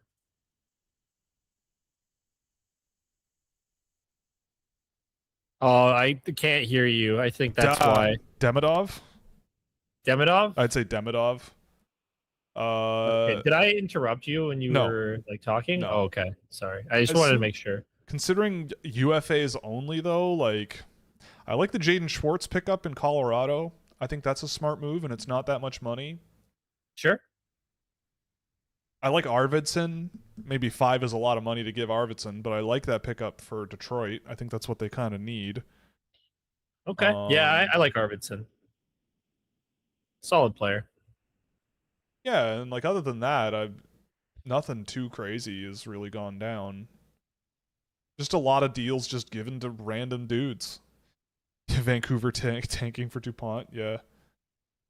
If he wasn't leaving my team, I would say Matthias Michelli to the Islanders is a very excellent move Yeah. because it is like that's a really good player. Probably my favorite player of the guys who've been like UFA signings today. And of course, he's leaving my team. Mm, Yeah, and he could easily fit in this top 6 based on what Daily Faceoff is projecting. right. I still refuse to believe that Adley Calvert is real. I don't know what Yeah, that is. I've never heard of that Yeah. guy. So Maybe he's good. maybe. Ooh. Surprised what? Surprised more U.S. citizens don't sign with Oh, Canadian teams. Bigger markets can front load contracts with huge signing bonuses. England just scored again. Oh, damn. Yeah. Well, fun while it lasted. I don't know why my dad's getting all excited about that. He usually hates England. So, Yeah, I know for a fact that Americans really like America. Oh, what a pass. Yeah, I just saw it. Oh man.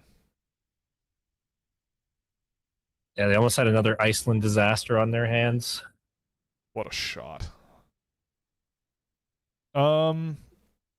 Yeah, I think knowing the Americans I know, a lot of them just really like America. Canada is different. I don't know exactly how, but it is different to the US, and it's not for everybody. I mean, you're also just comfortable with what you're familiar with, right? Well, Like, yeah. I don't think, unless I got like a good job in the United States in a place where I could take public transit, because Right. I don't drive, I wouldn't want to move. I mean, yeah, there's probably no better place in the world to be in if you're extraordinarily wealthy than the US. If you have generational wealth, and the US is pretty sick. But if you don't, like most people, maybe Canada's better. But It's all like person based too, right? Like it just comes down to your preference. sure. There are better places for different people, right? Like Yeah. it's all about fit too. Like we talk about fit in terms of players and organizations and like where they're going to succeed. There's a similar, it's not 1-to-1, but similar All right. sort of thinking. I just see Whoa. welcome to San Jose, Jacob Trouba. 4.4 times 8.25. Oh boy. Wow. Well, they get their defenseman, man. Holy. I don't like that. Wow. Wow. I Wow. I don't think that is a very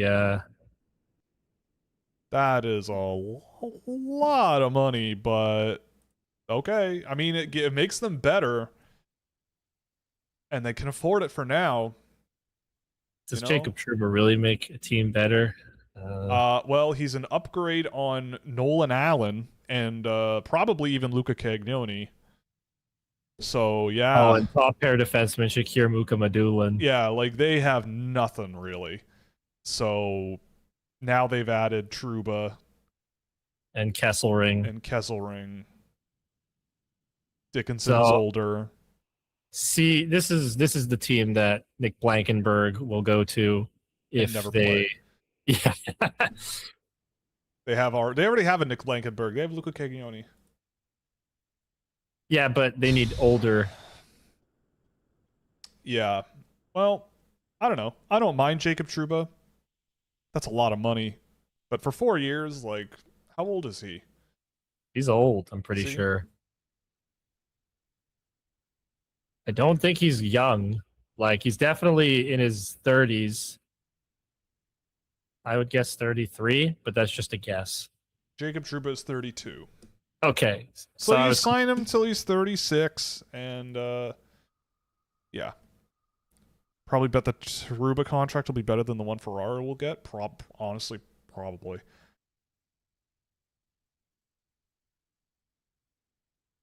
Yeah, 8.25. Like, who got a similar amount of money today for a decent? Like, would you rather have Jacob Truba for 4 years at 8 million, or I don't know, Darren Radish got Trevor? similar amount of money though. Yeah, he got 9. Trevor Van Riemsdyk and Ilya Mikheyev for almost the same amount of money for the next few years. Like, I don't know, probably like it's a bit of a wash. Okay, Darren Radish got 8.5, and Truba got Yeah, so 250 less. Longer term deal. But not that much longer. It's only 1 year. I thought Radish signed for a full 8. It looks like it. Oh, maybe he did. Sorry. Oh, you know what? It's just compressed on Puckpedia. Yeah. It says UFA 2030. I didn't read the the subscript. Yeah, that's what it's called. Yeah, no, it's that deal long. over the Bowen Byram deal. Well, look, the thing about Bowen Byram is like Chicago is very obviously putting their chips on the table, right? Like that Byram is a guy that has yet to be unlocked. And I think there's an argument to make that argument. Like, if Bowen Byram comes out as their top pair defenseman that quarterbacks their power play and has 60 points next year, I don't think anybody cares about a $12.5 million defenseman within a year or two. Like, I don't think it's that big of a deal. I mean, it is a big risk. It's a risky thing, but like, I can at least see the logic behind it. I would not have made the deal that they made and everything, but Chicago does need a guy like Bowen Byram pretty bad, and he's been the guy behind some of the best defensemen in the world for his whole career. Yeah, like if it doesn't work, like Chicago also has decent amounts of cap space, right? So like they could work around it. You don't want to work around it. You though, don't want to. Yeah, you don't want to work around it. But like for a guy like Byram, like it's just they're making a bet. Oh, Logan Stanley today hasn't signed. That's gonna be nuts. Yeah, like Byram's 25 years old. Like that deal will take him all the way through his prime, you know? And there's like a lot of defensemen scoring. A lot of people only look at points, and a lot of defensemen score when they play on the power play, and he's gonna play on their power play. And yeah, they gave up a 4th overall pick and Louis Crevier and another pick to do it, but like yeah, they traded a guy who's 6'8", and you can't teach that. No, that's true.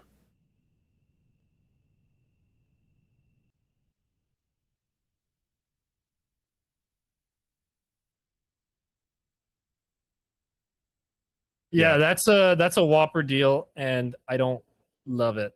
But Jacob Trouba is just not my kind of player, so I'm also going to be naturally lower on it.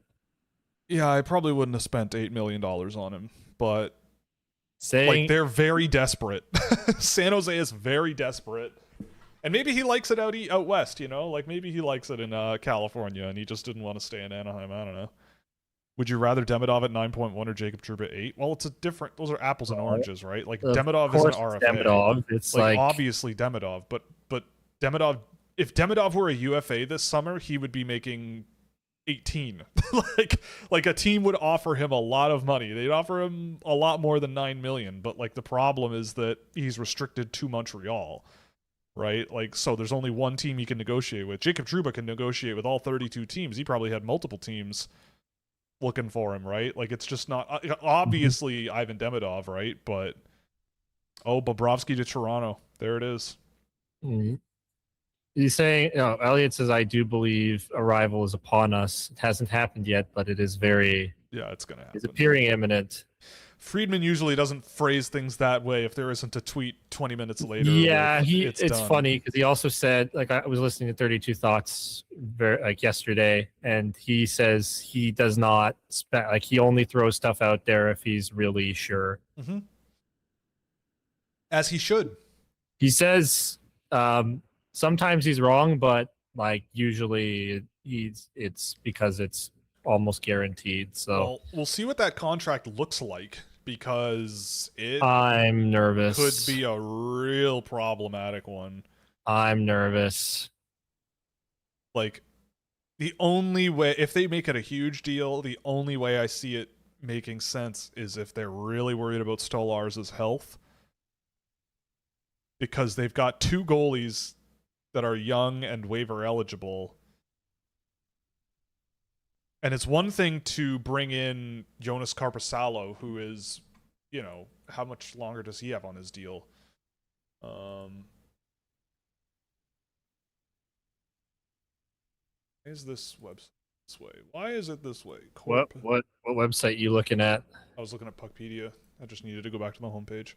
Yeah, Korpisalo is a $4 million cap hit for 2 more seasons.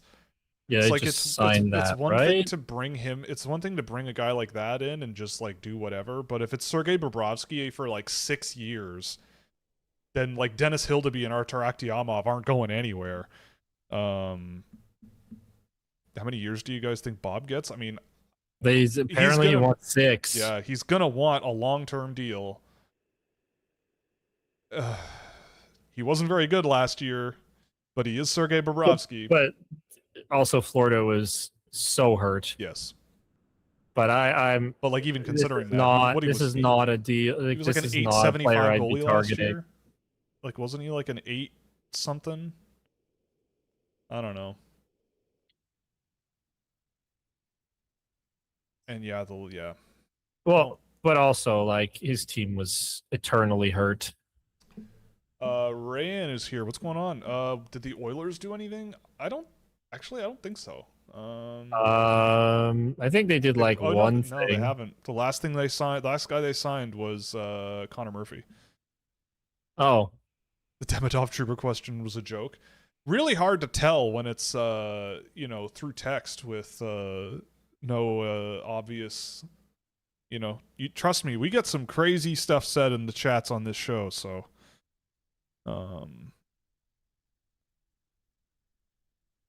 yeah, maybe Toronto's running 3 goalies. I don't know. But just I just would keep the current goaltending situation. Like I probably wouldn't have moved on from Wolf, but that's just me. But at the same time, like I don't think it was a crazy thing that they did, considering they got Emil Andre. But like I would have just been, let's sign Nick Blankenberg and not give up assets to get a guy. That would have been my approach. I just joined. Can you share your assessment of Trouba? Well, I mean, he is very, very, very physical, and I think he's a serviceable NHL defenseman. Like, I think it's one of these guys where, like, if he's paid a lot of money, it's a bit questionable. But if he's paid, like, he's still an NHL-worthy, like, solid defenseman. Oh, Devin Levi to the Edmonton Oilers. There you go, Ryan. I like it. Sure. Depending on what they give up, I think it's. Yeah. Hopefully, it's a low risk, high reward kind of move. Yeah, I don't think they probably paid very much, right? Let's see. Trouba's really good at art. 3-year contract for Bobrovsky. 3 years for Bobrovsky? Okay. I mean, sure. Yeah, I'm cool with that. That's As long as it's not like $8 million a year, like 3 years for him, considering he wanted 6, like it might be a lot though, is what I'm worrying about. yeah, Just well, because he said he wanted 6. the 2028 third round pick for Levi. Well, there you go. Is he Oh, like great! a That's a fantastic. Yeah, you move. make that bet. Is he a Ferraro replacement and can't move the puck? Well, I don't think moving the puck is really his specialty, but I don't think that's going to be his job in San Jose. Like, you've got Dickinson, you've got, I guess, Mukamadul, and you've got a guy like Cagnoni floating around. I think he's a decent shooter from what I remember, but his game is much more like defensive leaning and physical these days, and so it's a lot of money, but you can afford it. Yeah, Bobrovsky 3 years. Yeah, the Islanders getting Michelli was a good move. As much as it pains, probably the best move. Like, it's a good one. All. Yeah, hitty shooty boy. Yeah. Yeah, Devin Levi and a 7th round pick from Buffalo for a 3rd round pick. There you go. Yeah, I really like that for Edmonton. That's the kind, like, these are the kind of moves you need to make when you're going for a goalie. Like, yeah, low risk, high upside sort of moves. Doesn't mean that the upside's necessarily like all that likely, but I'd rather take a bunch of shots at it with lower risk, like, lower value assets. Yeah. Instead of, oh, let's trade a whopper for freaking Tristan Jarry and be awful.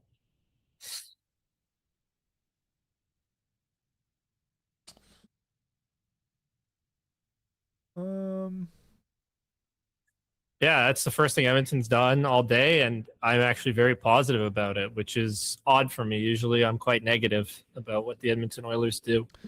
I'm just thinking now, why I feel like the Ducks have no defenseman left.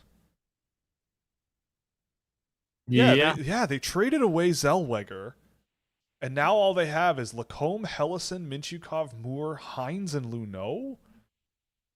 That's all you need, man. What are you talking about? Okay. Interesting. Don Granato to Columbus? What does that mean? I think as an assistant. That's what I thought I saw. Connor Clifton, 2 years, 2.25 for Boston. That's a hockey player. 3 times 7 for Bobrovsky. Oof. Oh, boy. $7 million. Oh, my God. No. Oh, no. To block 2 young goalies from... Wow. 3 times 7. Wow, that's a big deal.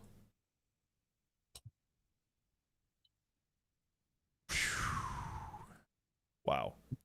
Yeah. I mean, that's a Stanley Cup winning goalie. Like, I don't know. Like, it's a lot. Yeah. That's a lot of money. Like Toronto, let's see.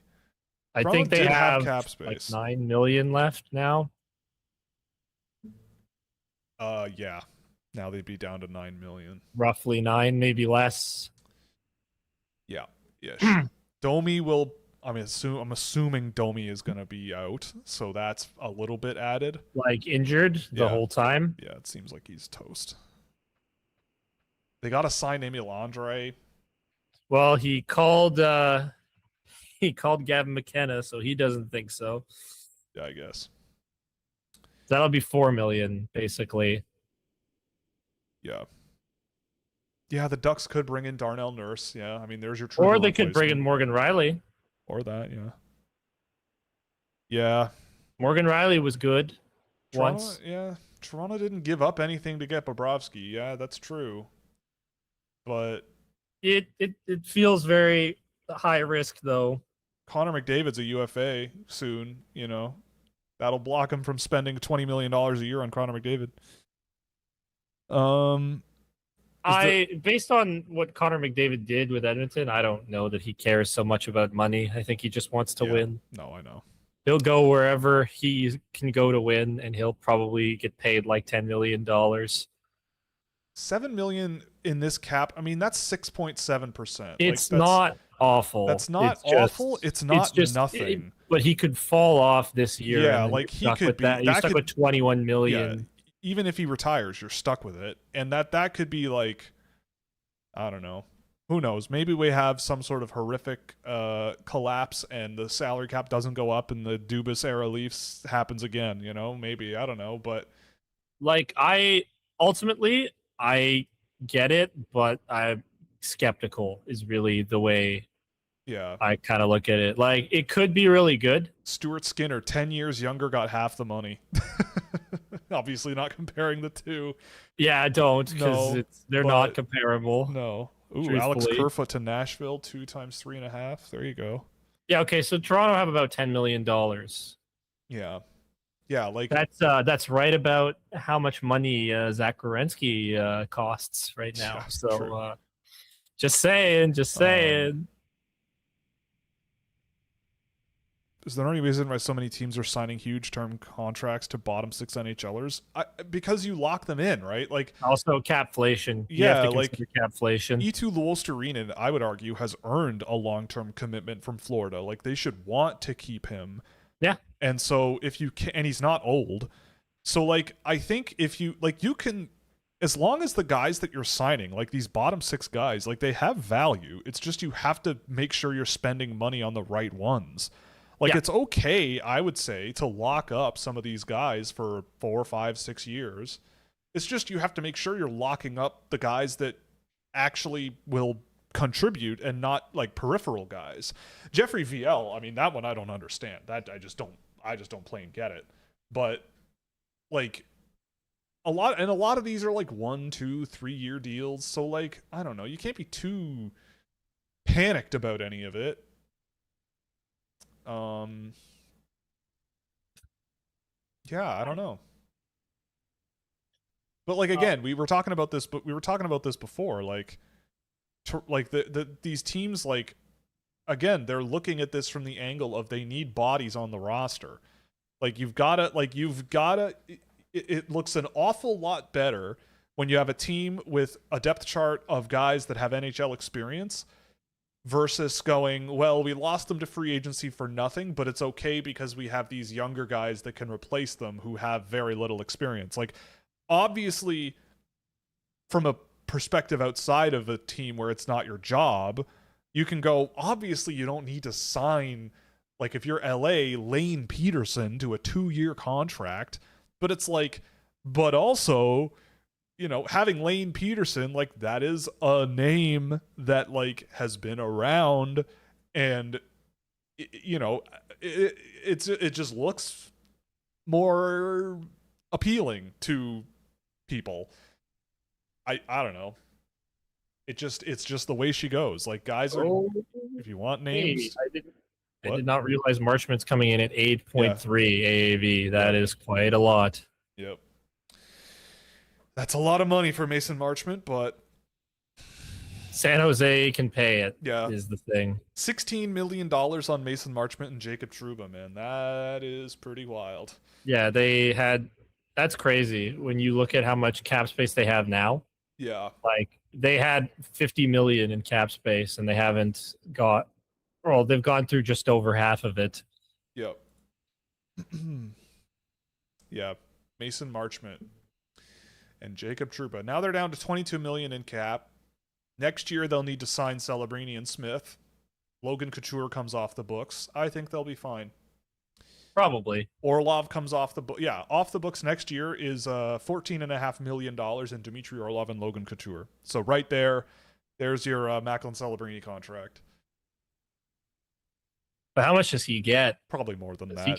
He can command a lot of money. He'll If Nico Heischer's getting 11.7, 15. Yeah, like maybe 16. If he has another season like he did last year, he's gonna get whatever the hell he wants. Yeah, like he's gonna go to Mike Greer and be like, "This right? is what I want," and he's gonna get it. Kirill Kaprizov got this. I'm better. Yeah, that's true. Kaprizov got a lot, and he is better. Yeah. He could make that case if he really wants to. And what are you going to do if you're San Jose? Not pay him? Yeah. I'd rather have Orlov than Trouba. I don't know about that. Yeah, $20 million offer sheet for Celebrini next year. Yeah. Orlov in his prime, absolutely. No, Celebrini is not going anywhere. I think he's in San Jose. He's going to be the general manager of the San Jose Sharks in 2050. Just watch. You just know it. I think he's there for his whole career. Yeah, I think so too. But who knows? Maybe he forces his way to Canada as some reactionary thing. I'm not saying it's actually going to happen. I'm obviously messing around. Yeah. Honestly, I hope he stays in San Jose. I like the Sharks. Oh yeah, dude. Like it would be sick. It'd be fun. I think I say it a lot now that I've always been a San Jose Sharks guy. Back in my day, watching Yahoo highlights, watching Joe Thornton pass the puck to Jonathan Chichu.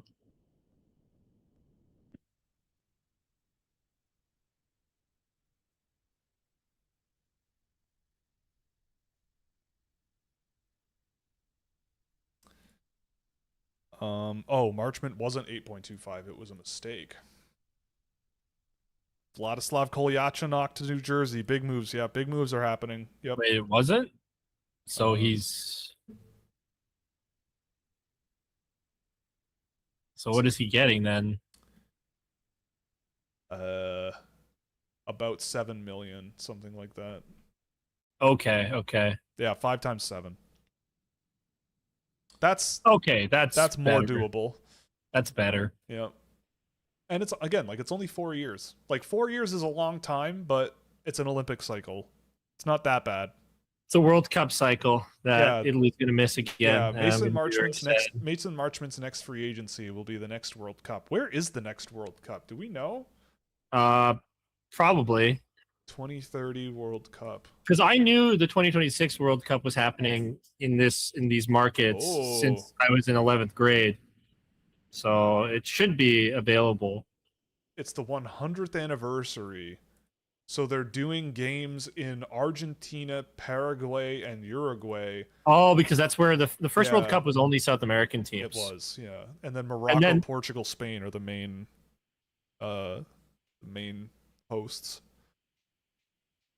I mean, that would be fun. That's like Arabic Spain. I was there last year. It's really beautiful there. That's a nice spot. You know who won the first real World Cup with teams from the world? I'm going to assume that based on your candor and tone of your voice, Italy. Do you know who won the second World Cup? I'm going to guess by the tone of your voice and your candor, it was Italy. Yeah, Italy won back-to-back. I think in 34 and 38. And then what happened? Then they won in 82 or 86. And then they won when I was a 5-year-old child in 2006. Yep. And then they haven't won a groups, or they haven't made it out of the group stage or qualified since. So, but they're still the second most successful team at the World Cup, and one penalty shootout away from being the most successful team at the World Cup. So, still have that. If only they had beat Brazil. And they'd have 5. No, but then they'd have 5 World Cups and Brazil would have 4. Like, it's not as crazy of a hypothetical as some other things, man. Like, there are bigger stretches that I will make. If my grandma had wheels, she would be a bike. Yes. Yeah.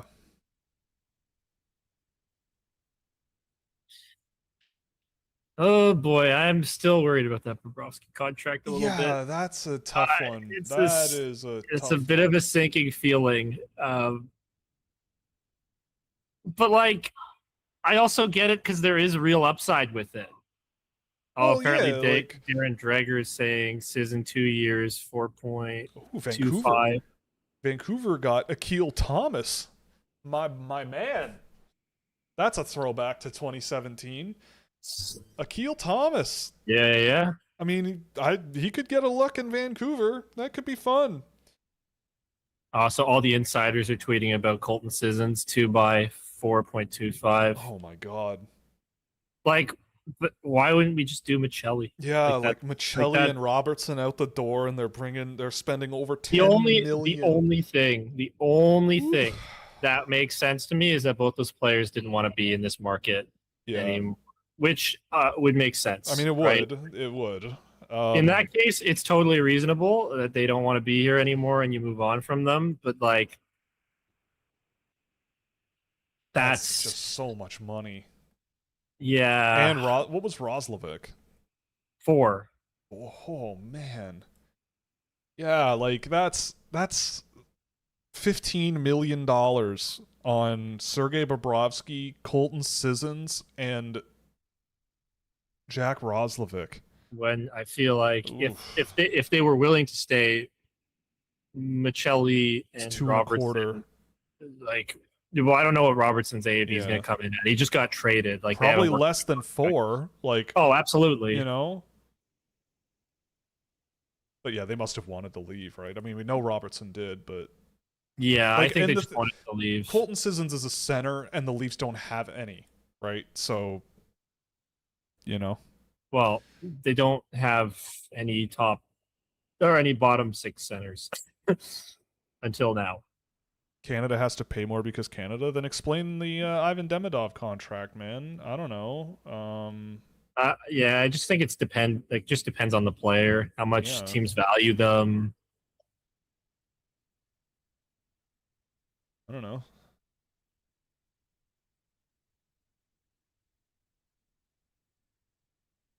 Also, it could just be other teams are interested and brought up the price, right? Yeah, Like, I'm sure there were a lot of teams that were calling Sergei Bobrovsky.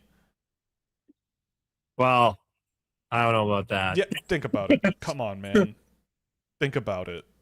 I mean, you're probably right. He's won Stanley Cups. He's been there. He's won. That's It's all he also kind of needs. funny that the Devin Levi trade happens right after, or like right before Bobrovsky's officially signing in Toronto as well. So makes you think. Huge term for a small guy. Are you calling Ivan Demidov small? My God. All right, dog. Whatever. Who's that saying this? Are they part of the scouting I don't know. church or I don't know. thing Jakium? That's funny. I appreciate that. Well, yeah. It's a lot of money.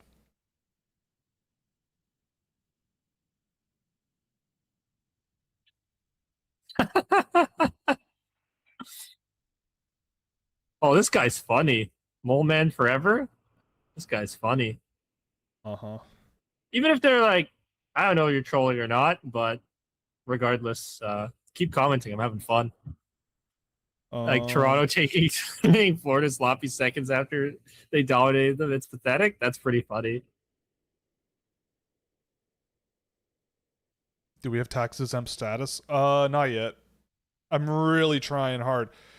We Canada's a little more restrictive on what we consider a church, so maybe we'll move our headquarters to We America. should try and turn this into a legit like a church and then get Well, away with. We should do that. I Actually, think more and more people are considering my work a contagious virus that is a plague upon the sport. So maybe if we do that, they'll take it the wrong way and eradicate me, like a good virus.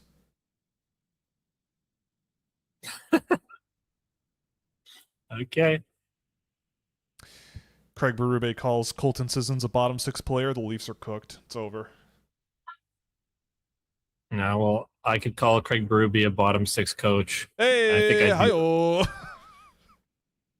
An MLM? I mean, this is an MLM, pal. I don't offer anything, actually. You pay me money, you don't get anything. And then you're locked in because I have your credit card information. We're talking 501c3s. Yeah, well, I'm trying. I'm doing what I can. It's not that hard in Quebec. You don't have to go to America. Well, yeah, but you do have to go to Quebec. exactly. Womp womp. I don't know. The World Health Organization might catch on to me before I become a church, and they're gonna go, "This guy's a plague on the sport." Yeah, Verdi Svensson Teddy Stiga School, exactly. Verdi Svensson given number 53 in LA Kings camp. One of the ugliest numbers between 1 and 99.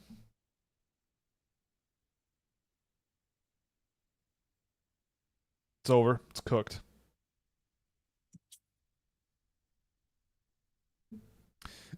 Yeah, I mean, 2 years of Colton Sissons. I mean, it's very, very obvious that Toronto is going insane for the next couple of years to win with Austin Matthews.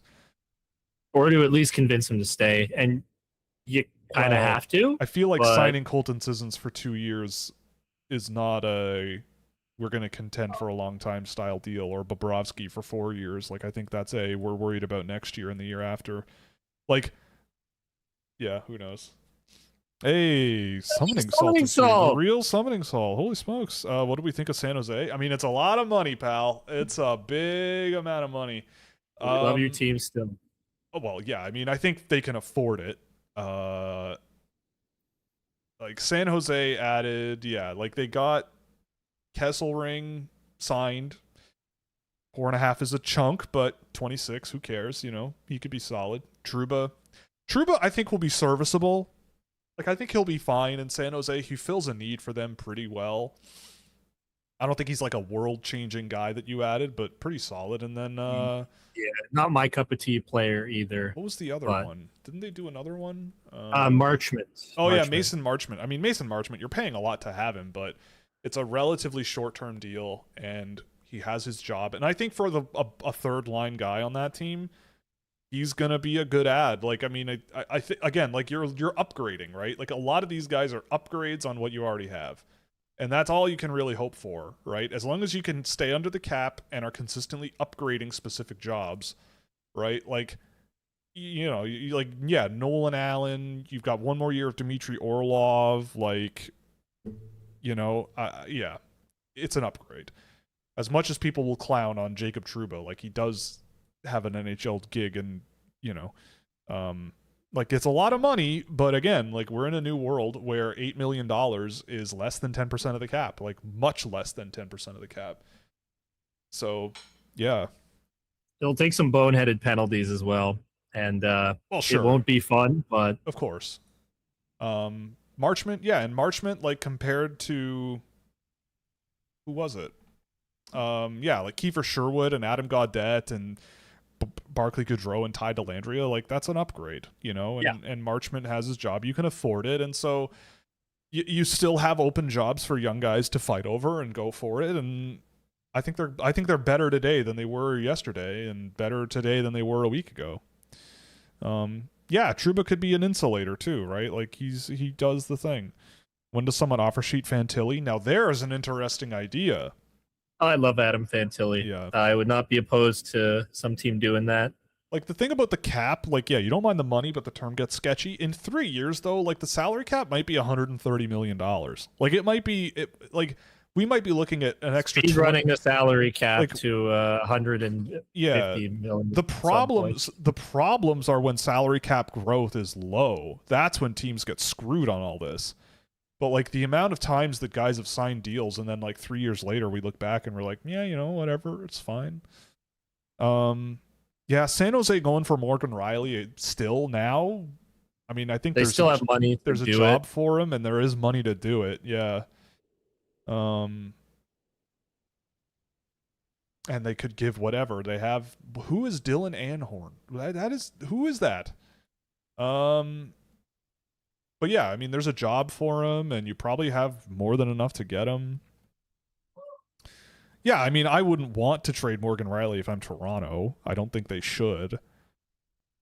But for San Jose, if he is still on the table, like, well, it depends, right? Yeah. Is Zach Werenski on his way? I don't think so. Yeah. But if he is, you kind of have to. Well, someone reported today that it seems like he said that he's going to like, stick around. They said that he's willing to stick around and see it through. So yeah, it doesn't have to be imminent that, like, a trade happens. So yeah.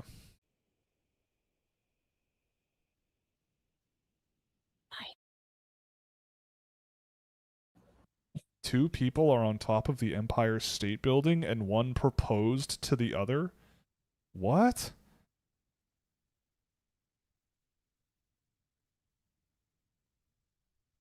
Oh my god. Yeah, just two people climbed to the top of the Eiffel Tower of the Empire State Building, and wow.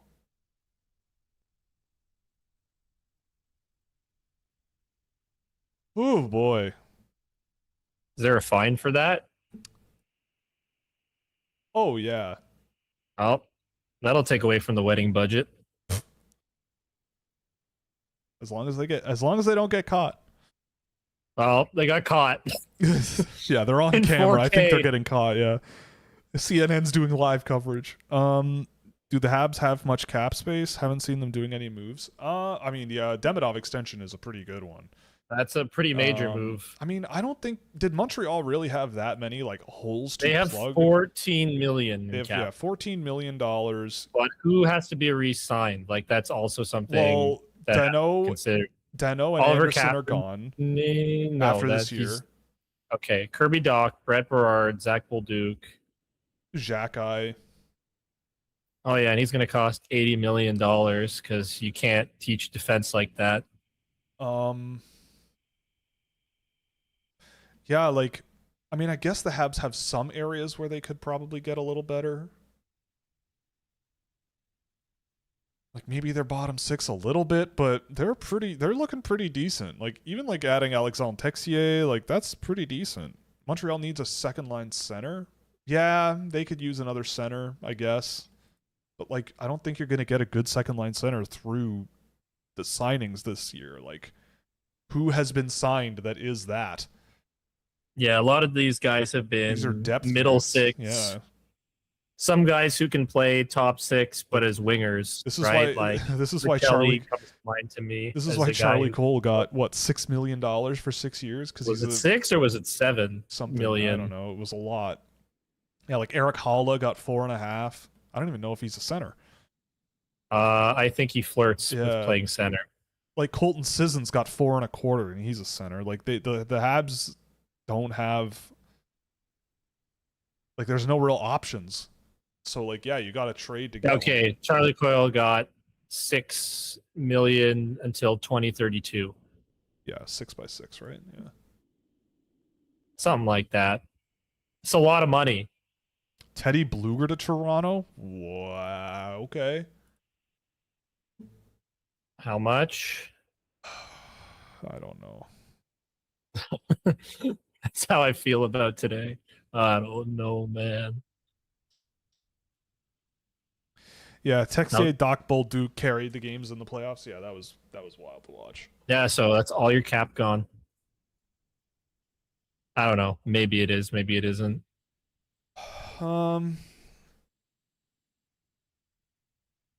Where'd you see that? In the chat, Oh, in the YouTube chat. 2 by 2.5. Because I'm looking at all different chats for these. Yeah, Bluger's fine. Yeah, He's Teddy fine. Bluger. It's like the Calle Yarncroke style guy. Like he's just a solid all around dude. Good player. 2 years. Who cares? Like it's not a terrible forward group by any means, but outside of the top end guys, like it's pretty Austin Matthews meddling. Austin Matthews better be figuring out what's wrong with him this summer. That's the big hinge, I think, is Austin Matthews going to come back next year and score 50 goals, or is he now a 70-point top-line center two-way guy just for the rest of his career? He's got all summer to figure it out because he didn't look as himself last year at all. But I mean, new coach, right? Who knows? New coach, but he's familiar with him from his time with Mike Babcock. Yeah.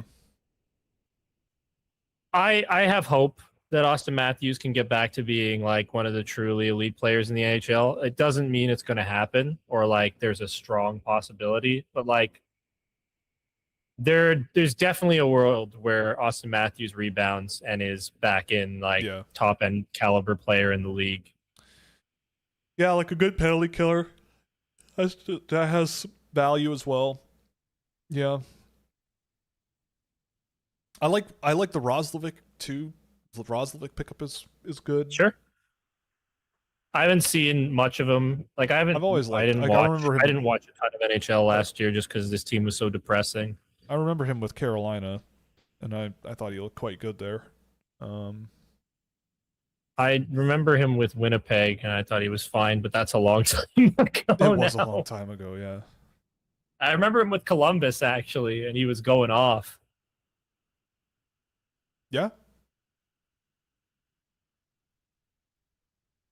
Yeah, Uh, I think it's a perfectly fine bottom six so far. What they're bringing in, I mean perfectly fine. that is where they needed to get better. They've moved Jack Roslovic into the top right wing slot on Daily Faceoff, which I think is crazy. Oh really? I don't see that. On Daily Faceoff, Oh, yeah, I they just just I refreshed. literally just refreshed it. Weird. Yeah, I mean it's interesting. It's an interesting group. Um yeah. Steven Lorenz can also play center, I believe, so Yeah, you know, yeah, I think so. it's that it looks a little better. The thing is always about money, you know, what they're spending. But Bluger's a good pickup. And they're all short, right? Like they're all really short. So the Bobrovsky one might be you just hold your nose and take it. Troy Stetcher, I forgot they kept Troy Stetcher. That's a Yes, pretty good move too. yeah, I like Trey Stetcher Like the group quite a of bit. if they can get Riley sorted out, Riley, Radish, McCabe, Tanev, Ekman, Larson, Stetcher is not bad at all. Tanev just needs to be healthy, and Riley needs to be Morgan Riley again. And Also, Emil Andre is part of this group as yeah, well, Emil but Andre they got isn't to even in sign that him. They seven. haven't signed him yet, so Yeah, that's money that they have to allocate. right. Unless he would be part of the Werenski deal, which is very possible if they were going to do that. Not saying it's happening today, but Yeah. like that might be he might be part of that. Where's my relax button? There it is. Will can't Uh relax. He has ADHD like no, it's me. July now, man. I'm trying. I do my best. But you're right. The ADHD does affect things a little bit.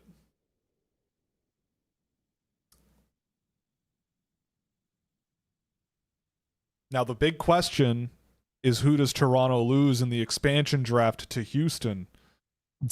That's what everybody is wondering. Apparently, Mr. Bettman's trying to aggressively expand too. Yep. I mean, why wouldn't you? Before the new TV deal. Yeah, why wouldn't you? You make a couple $1 billion, add to the market. See, Yeah. I don't love the fact that they're going to go over 32 teams. I People was always down for 32 because it's a good number in terms of like playoff formatting, and it's just a nice even number. people said that in the 90s when the league had 24 teams in it or whatever. It's always the case. Yeah, well, I wasn't born in the 90s, so You're not 140 years old like me. yeah, I'm not an unk yet. They should get rid of teams. Yeah. I'm sure they would love that. The NHL. If they were gonna get rid of teams, they'd be getting rid of Canadian teams, and Yeah. that's just the truth. Yeah. I'm pretty sure Goodbye, Ottawa. Goodbye, Winnipeg. as a business, the NHL would really not prefer to lose those guys, lose teams. It's a pretty bad look for a business. And the reason they want to expand more is because there's 7 Canadian teams out of 32 teams, right? And Yep. you look at all the other leagues, like the other major 4 North American leagues, like or other 3, if we don't count MLS. There's 1 or fewer Canadian teams in those leagues. So, which means a lot more American markets that they are serving. Okay, Rayanne. I'm so old. Yeah. I guess being born in 2000 makes me an old man. Max contract length 30 days. Oh, the TSN stream ended. Isn't the deadline at 3? They're lazy. They don't care. Boo! Ew! Boo! Boo! There's Boo something this called the man. World Cup that they have a much bigger investment in. Yeah, but the game is on until 4. Boo! Yeah, but they got to do all the pregame, man. Boo. Like I'm booing. You can't. James Duthie is not even doing NHL free agent frenzy. That's how Alright. low of a priority it is this year. Sportsnet it is. Oh, even Sportsnet's not doing anything. That's crazy. Sportsnet's got Blue Jays Central going on. All right. Well, I guess that's it for I guess that's it for us then too. Free agency show. We follow suit with Canadian media. Is it serious? It says on the Sportsnet Plus app that they're still doing the Hockey Central show, but I'll leave it for a minute. Are they doing it on on like Sportsnet 7 or whatever? Yeah. I know they don't have 7 Sportsnet channels. Plus divided sign 69420.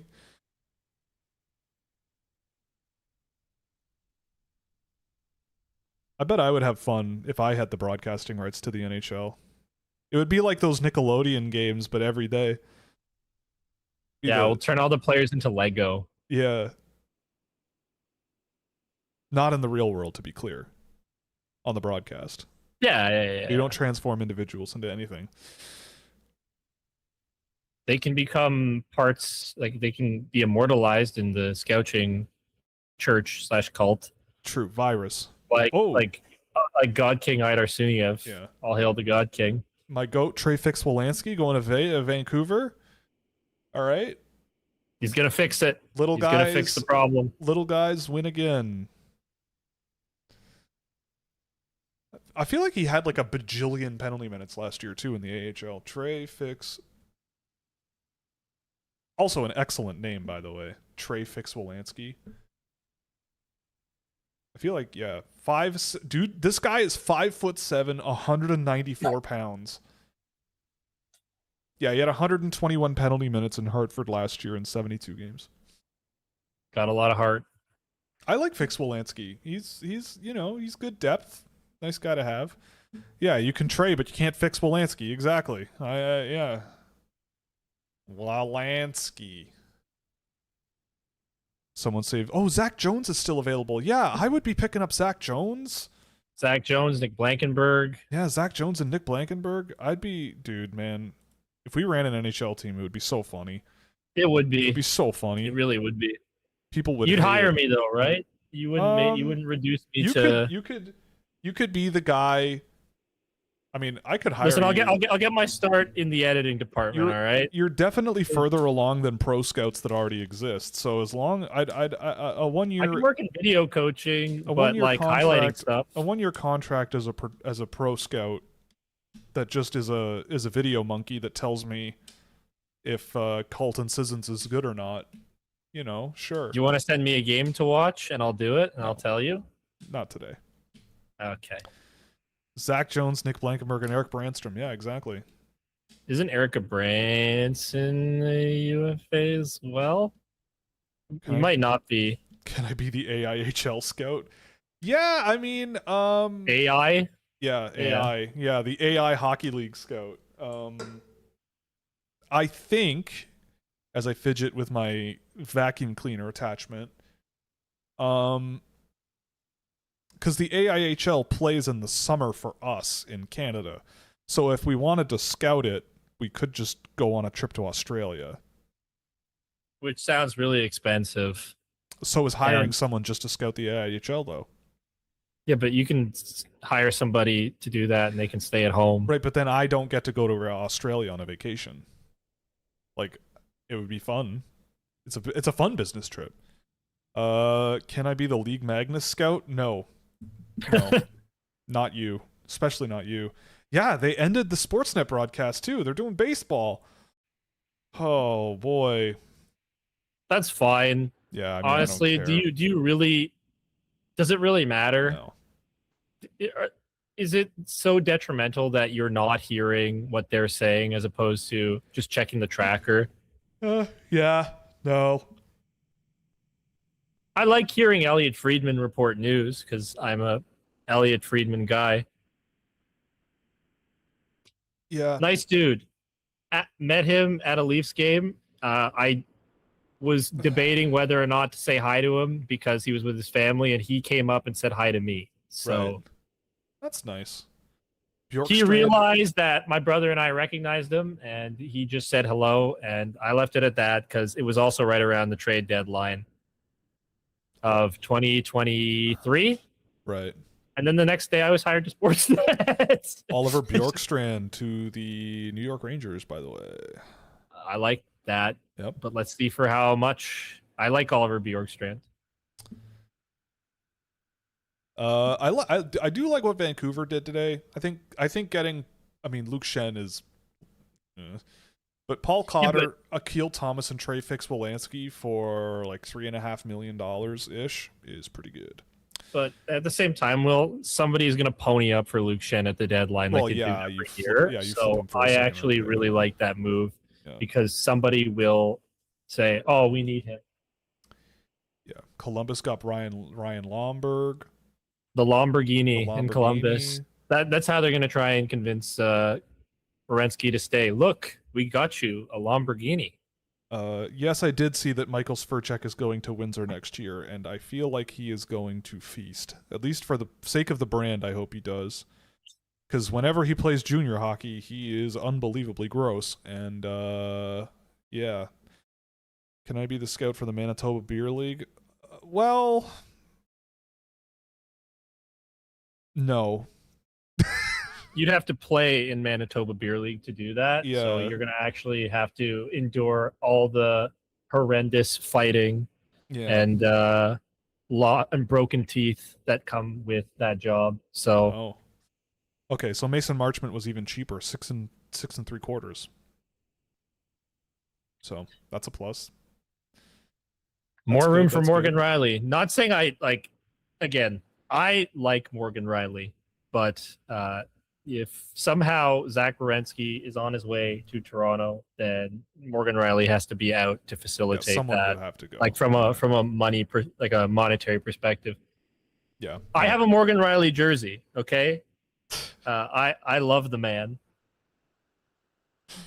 and I'm sad that things have deteriorated to the place where they are now. Right. But I love Zach Werenski. Yeah. So I'd especially love Zach Werenski, Norris winning defenseman on my team. Thank you very much. Yeah. Riley's kind of a wild card in terms of maybe he bounces back.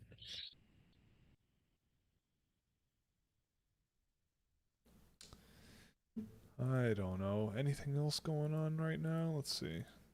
Johnny Brodzinski to Washington. Wow, grape.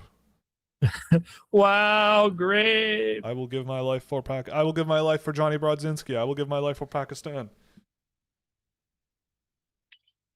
I think that's one of my favorite. Whoa, I forgot I had relax mode on my chair.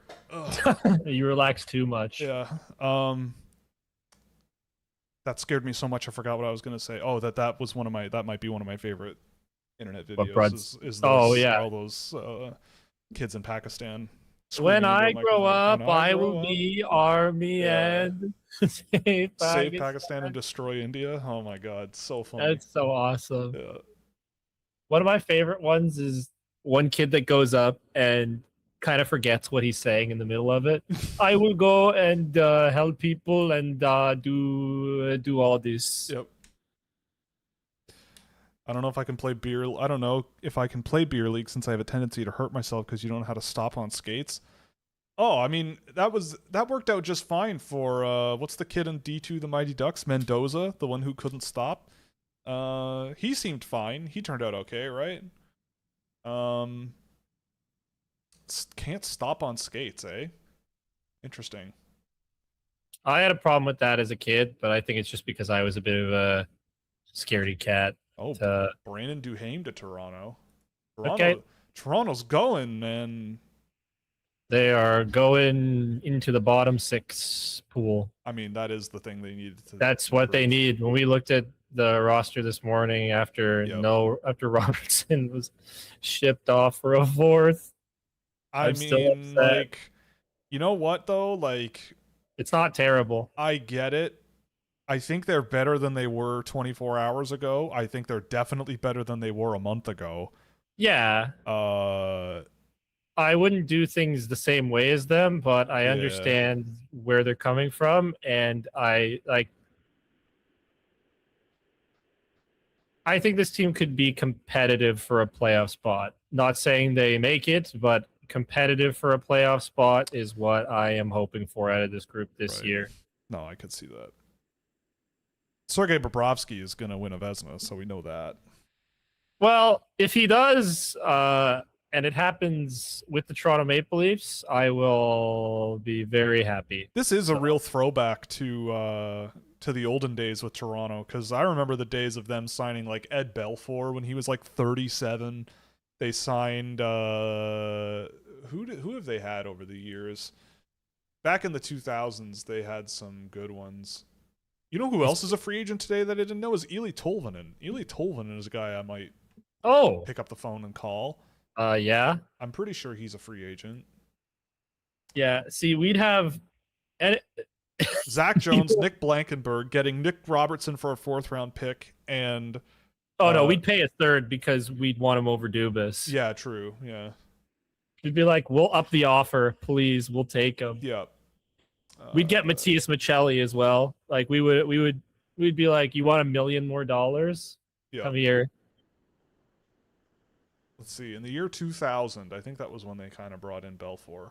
They had, oh my God, they had Glenn Healy, 37-year-old Glenn Healy, 32-year-old Curtis Joseph. Mike Smith is also a free agent. That's correct. Yeah, Glenn Healy, 38 years old. Mike Smith. Isn't he like 43 years old? Yeah. He might even be older. Oh, the Leafs. I forgot when the Leafs had 36-year-old Tom Barrasso. I remember that.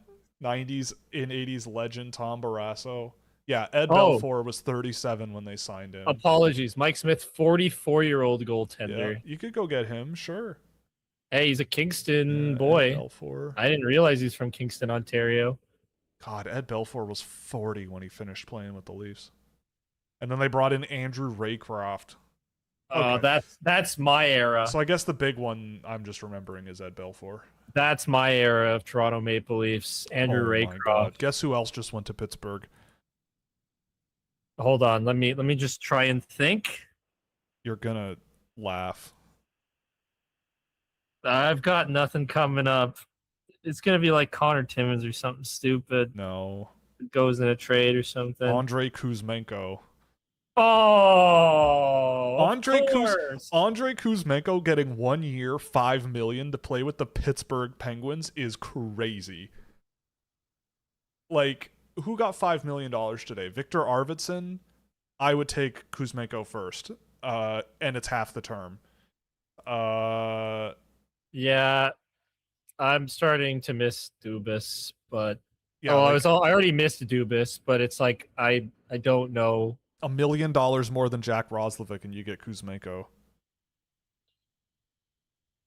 Like, obviously, Kuzmenko's not like a revolutionary guy, but you put him with the right mix, and he's gonna score, man. But he's always like, and I know fantasy hockey and real hockey aren't the same thing, but he's always fantasy relevant because he finds ways to like at least on the fringes, he's fantasy relevant. Like anytime, I'm always looking at adding him because he always finds a way onto a power play at some point during the year. I like Andrei Kuzmenko quite a bit. I mean, like, yeah, look at Pittsburgh. Like, yeah, that makes sense. Like, their top group now.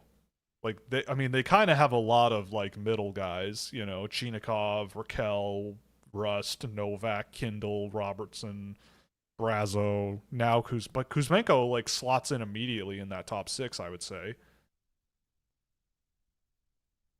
They have, like, Blake Lizotte. Yeah, I like Blake Lizotte. Didn't you have Kuzmenko ranked in his draft year? I think I did. But it was in 2020, or it was not 2020. I think it was in 2017. this year when he was in his last year of eligibility, I think. Let me see.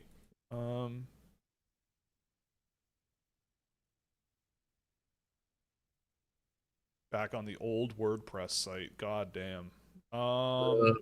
Gross. Okay, so I did not have him ranked that year. There you go. But I do remember him. It was him and there was another guy on his team that were the youngsters that I did really like. And Minnesota drafted the other one. It was Kuzmenko and someone else. I'm sure someone else will remember in the chat. What year are we talking? Like 2016, 2017, something like that. I know you had Kaprizov ranked in his year. I think I did. You took him with a team scouching pick. I did, yeah, 2016. That must make you feel really good. How much money? What's the AAV of your current team? Does it fit under the salary That's cap? a good question. I don't know. You got Mitch Marner, Austin Matthews, Kirill Kaprizov. It would be Lane tough. Hudson, right? Yep. Do you have Lane Hudson? Yep. Yeah. Andrei Svetlikov, that's the one I'm thinking of. But yeah, Kuzmenko was always the one that caught my attention. But yeah, Svetlikov was the one that got drafted. Yeah, it was 2017. I remember that. Okay. Anywho.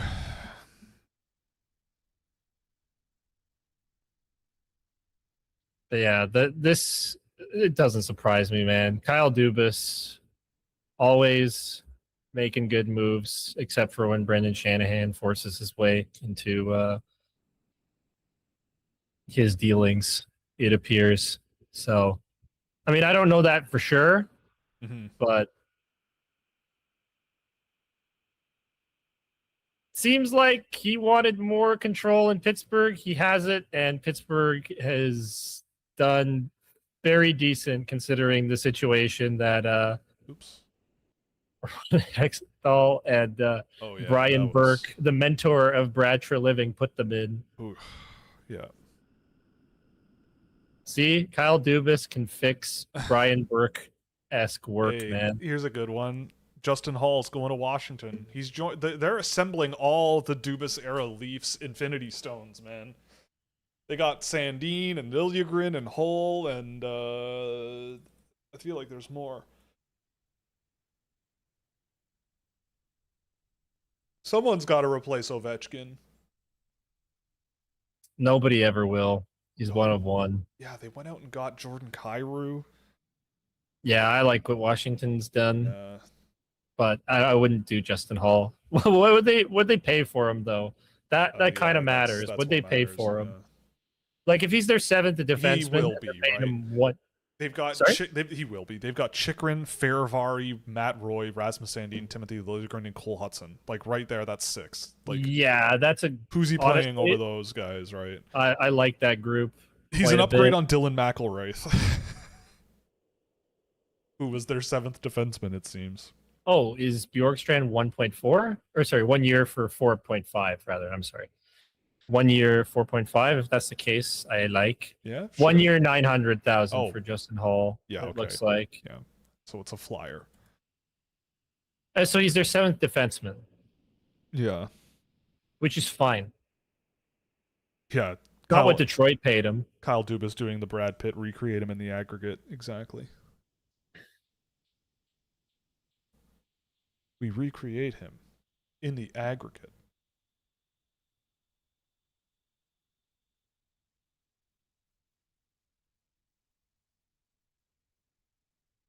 Recreate in the aggregate. Oh, fantastic. Where have I heard that before and it not go entirely wrong?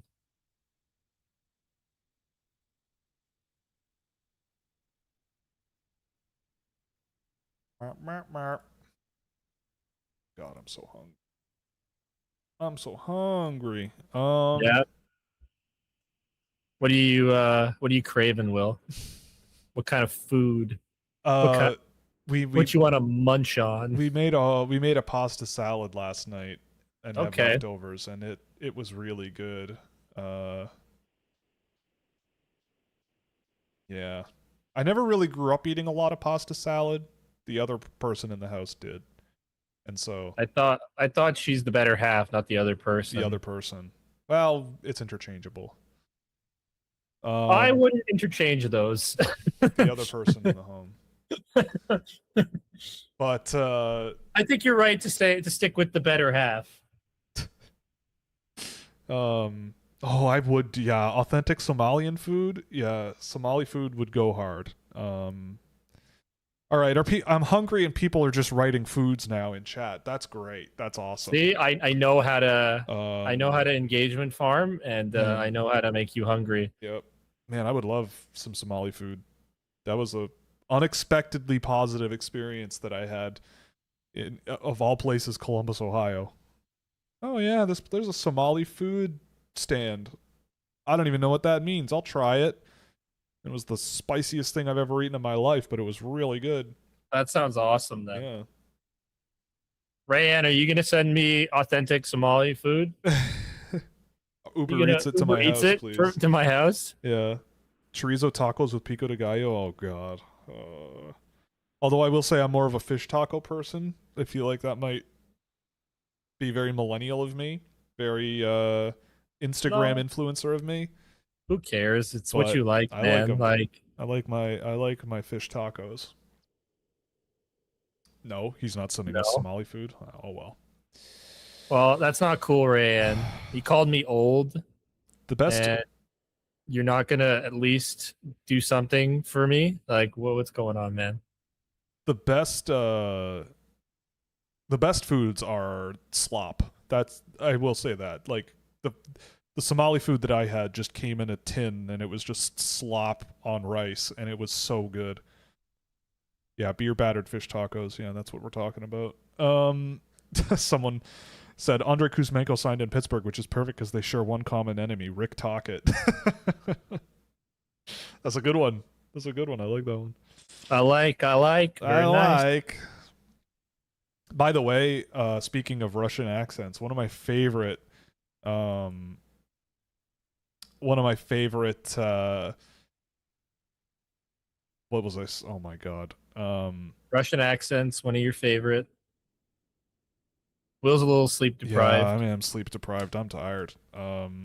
There was something to that. Oh, one of my favorite Instagram channels to follow now is I can't even say it because the name is in Cyrillic, but it's a it's a Russian guy and his son, and the son must be 5 or 6, like he's a little kid, and he's just like he takes his kid in full equipment. To be clear, he takes his kid in full equipment out on the ice and like is running, I guess you could say, drills with his son. And the whole time during all of his videos, he's just like yelling in Russian at his son and like hit it. Like in the first video I saw, he had like a long inflatable rubber tube and he just kept whacking the kid like over and over and like knocking him to the ice. And I guess it's like training him on how to stay on his feet or something. And the kid's like laughing and like rolling around on the ground. And yeah, it's good stuff. He's the best 6-year-old prospect in the world. Yeah, yeah, it was really funny. Just the yelling in Russian at his own In, son is really in funny. 8 years, he can take that spot from Aaron Kiviharyu. Yeah.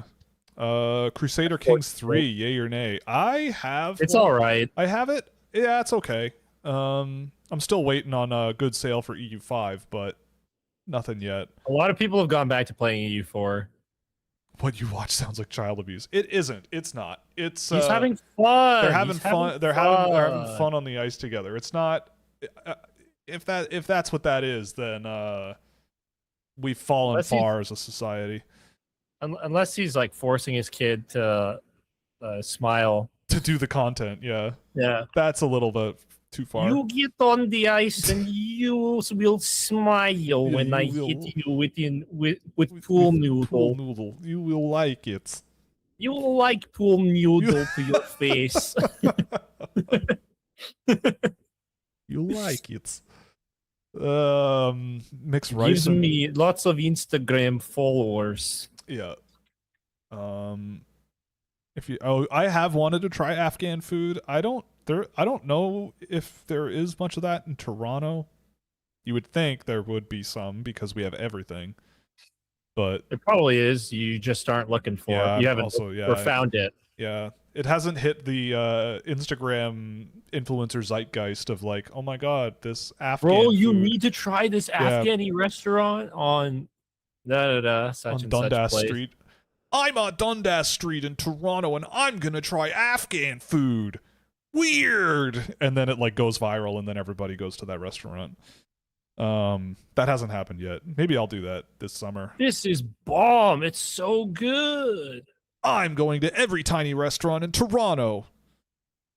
Going to the worst review places, and like I've seen videos where it's like eating at the lowest reviewed restaurant in my state or whatever. Yeah. And if it's really good, I give them $1,000.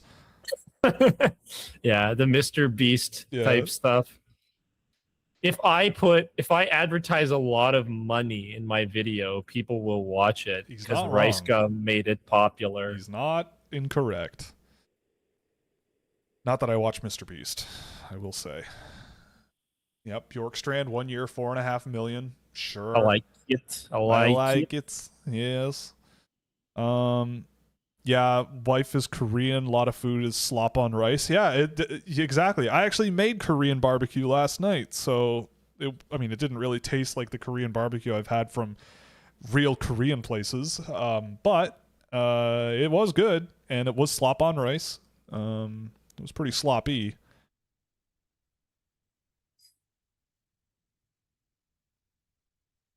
Yeah, Chicago dipped Italian beefs. Yeah, and it was more of a stew when it got home. Yeah, dude, like it's slop is the best food. Pigs have it right, man. Pigs have it right. Pigs have it right. Just eat slop.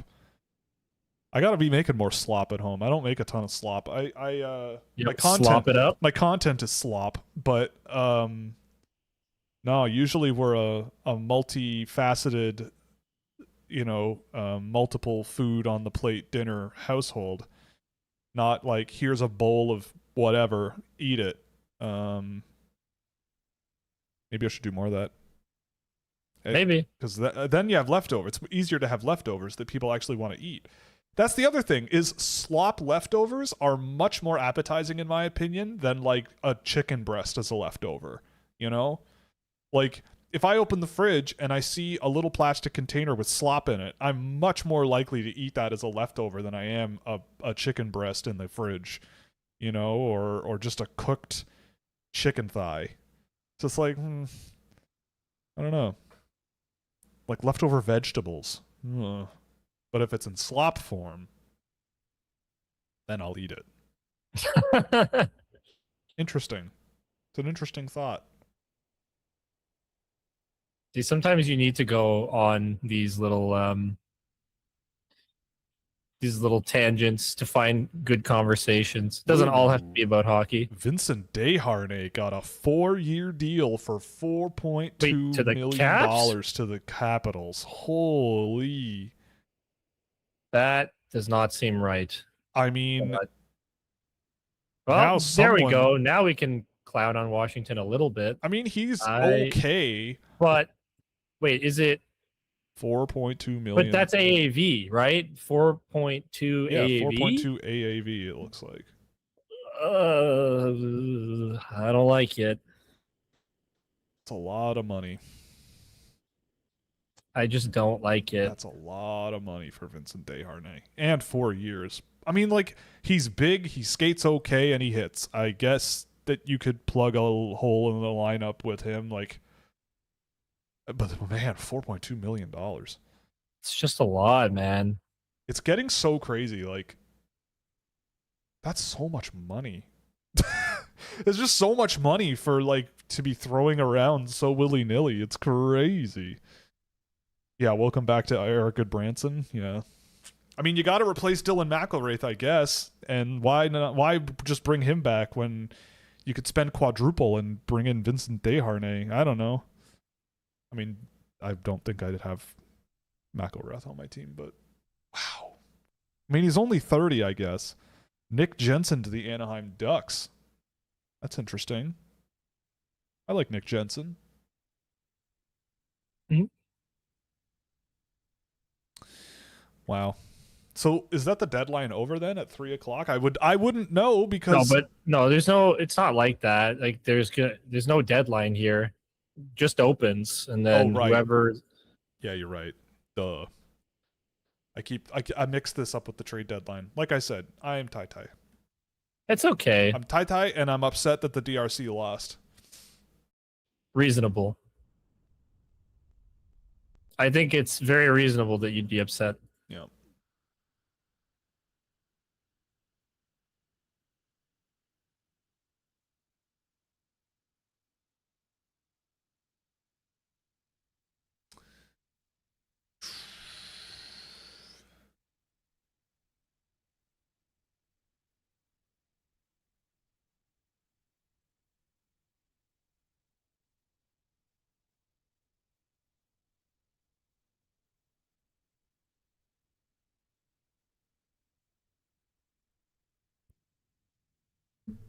Yeah, top remaining free agents: Giroux, Carlson, Tolvanen.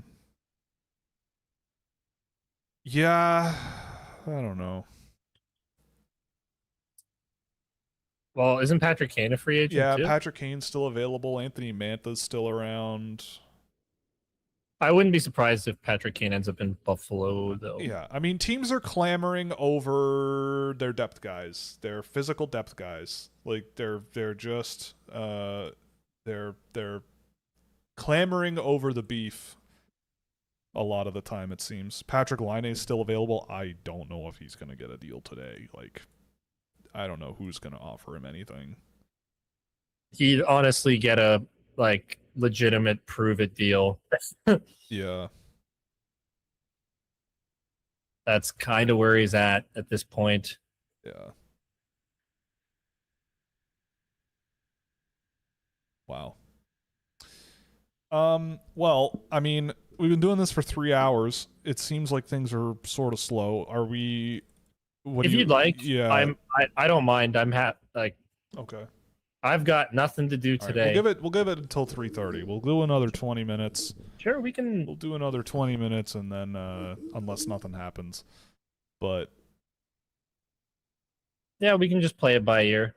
It doesn't appear we're getting the Zach Werenski stuff. Like we kind of figured that fairly early on, but still, you never know. yes, Colorado could sign Patrick Laine and exclusively play him on on the In power front play. in front of Fabian Lysell. Right. Yeah, totally could happen. I hope this isn't NHL related, but Parker Trottier going to the Regina Pats next year. Montreal 6th round pick, Parker Trottier, good player, good player.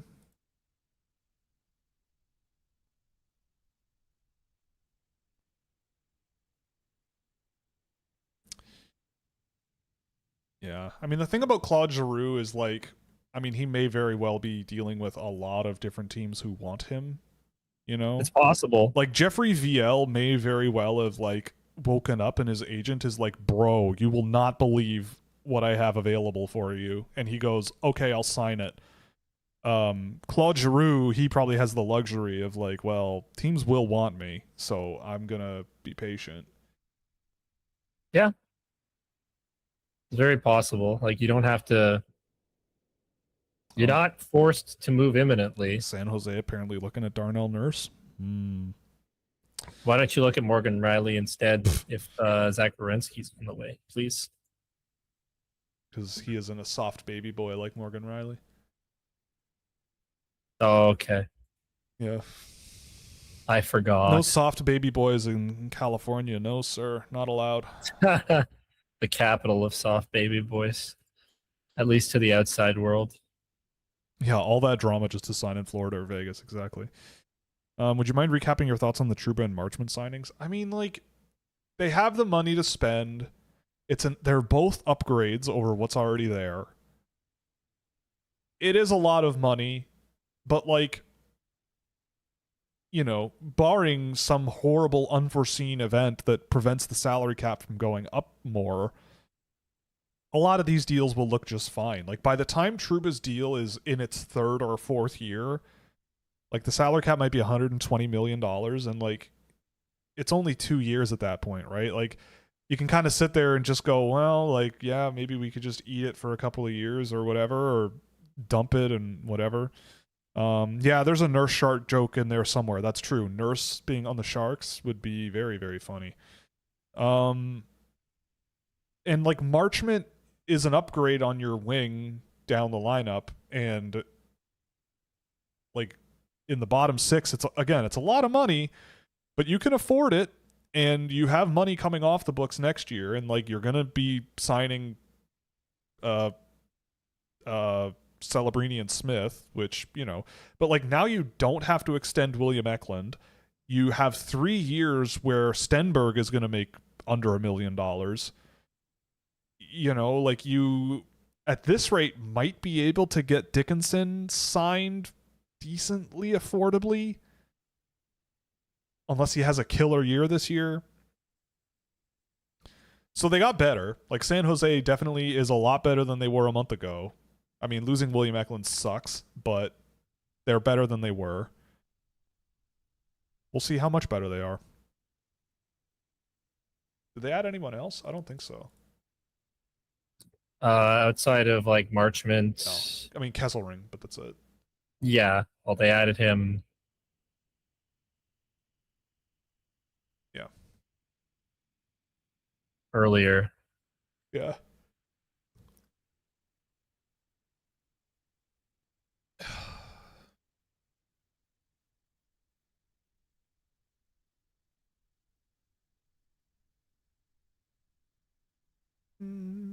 Capo Kakkonen 1 year Montreal. They have 3 goalies already. Interesting. What's one more? I guess he's just like you waive him and put him in the AHL, I suppose. Very possible. Have you talked about the Byram extension yet? I mean, over the last few times we've been live, yeah, but like, I don't know. I feel like I'm oddly on an island about the Byram thing, where it's like I don't actually find it that insane. Horrible. Like I don't think it's that crazy. They paid a lot to get him. But I don't know. We're in an era, I think, where like teams are kind of seeing opportunities and going, if I overpay to take the opportunity, I'd rather do that than not do it and have someone else potentially capitalize. Like, it's a bolder strategy. And Kakkonen was already in Montreal. Okay, well that explains it. But like, yeah, like with Byram, I think that Buffalo ended up with the better side of the equation with the picks and Zellweger and signing him for $3 million and blah blah blah. But he is unproven. Bowen Byram is also unproven, at least as a top pair guy, which is what he's going to be, and that's what he's signed to be. So it could maybe not work. Well, like, the thing about draft picks is they're not guarantees, right? Like, again, like Buffalo ended up with the better side of all of those deals. But like with Bowen Byram, like, again, he's not a bad player. He's a good offensive defenseman who's been playing behind some of the best offensive defensemen in the world. So, like, if you wanted to make the argument that you're picking him up and you get maybe your Brandon Montour on Florida, right? Like, if you add a guy like Byram and he's on your power play and he's your Shane Gostisbehere, right? He scores 60, 70 points, runs a good power play, and you make yourself a playoff team somehow, then yeah, like, he's still very young. It could work. And Zellweger is much cheaper, and a similar-ish type of player, and I would argue could be like a Byram type guy, but he's not there yet. There's no evidence of that. At least with Byram, you have a very long track record of NHL performance you can look at in a pretty big role. So I don't really see it as that crazy. Now, that being said, like, I mean, the 4th overall pick this year, you could have done some real damage, and I think Daxon Rudolph is a massive gamble. But they still ended up with Zellweger, so it kind of might turn out okay. I don't know, man. It's obviously a huge gamble, and people obviously jump to the conclusion of I'm smarter than everybody, and this team Because is stupid. they are. Right. Because they have to be. Yeah. I guess if it doesn't work, it's another Seth Jones contract. Yeah, kinda.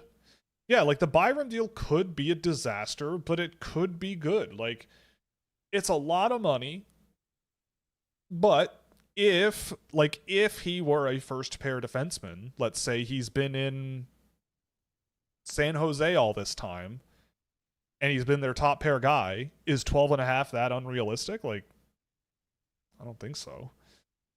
But it's just you're betting that that's what he is all. And that's uncertainty, and that spooks you.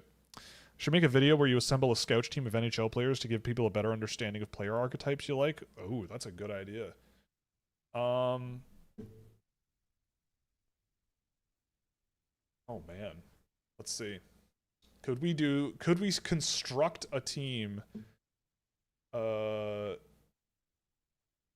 Create team. Cap ceiling $104 million. Let's see.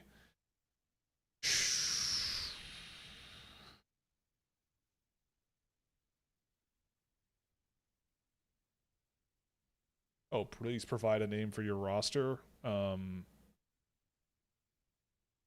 call it, I don't know, the Dallas Mavericks.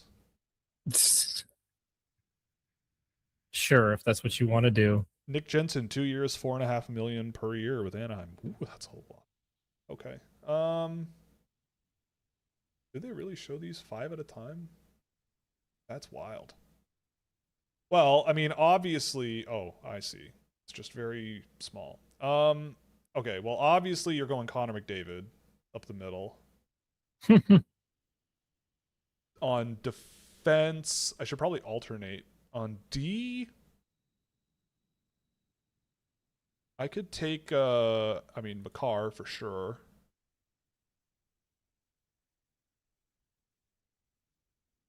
Lane Hudson, sure. Skaters, pro. Who else would be on that team? Maybe Jack Hughes. We're probably already tight to the cap. Yeah, why don't we just do it with like an undervalued? All right. Other guys. Nick Robertson's on this team more than likely, so we love Nick Robertson. Yeah, Nick Robertson can be there. Matthias Michelli. Nah. Now you build your team. I'll shut up. Brad Lambert. I'll take my Brad Lambert. Absolutely. Got to check all our draft boys too. Did Nick Robertson not get actually added to the team? No, he has. He has no contract. Yeah, he doesn't. Okay, we'll just say whatever. We'll sign him to whatever. Who else would be on this team? That's like not. Oh, Nick Ehlers at $8.5 million. God. Zach Benson. We'd have Sean Walker on the team based on free agency, right? Like you and I Stamkos. were both pushing so hard for Sean Walker. Yeah. When he was a free agent, I would have paid him very handsomely. Not even very handsomely, like especially considering like the contracts of today. How much cash? I was willing to give him 5. Oh, yeah, Yamamoto. Because he's on a 3.5 AAV. Oh, Sean Walker's 3. Yeah, he's 3.5 AAV, bro. Put Lambert on. Well, no, you play crazy. It blew my mind. I also remember, like, that's also part of the reason why I had such a like hate boner for OEL, because he got the same amount of money, and I really wanted Sean Walker. Right. Man, I really wish I could just see more than just these names all at once, but I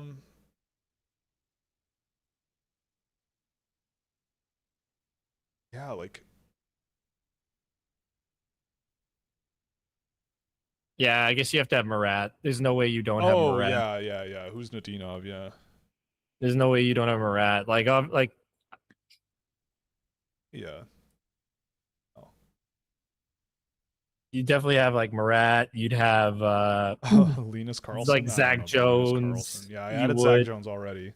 You'd have Logan Stankoven. No, like because you would have drafted him. We have 54 million in cap space left. Okay. How many jobs?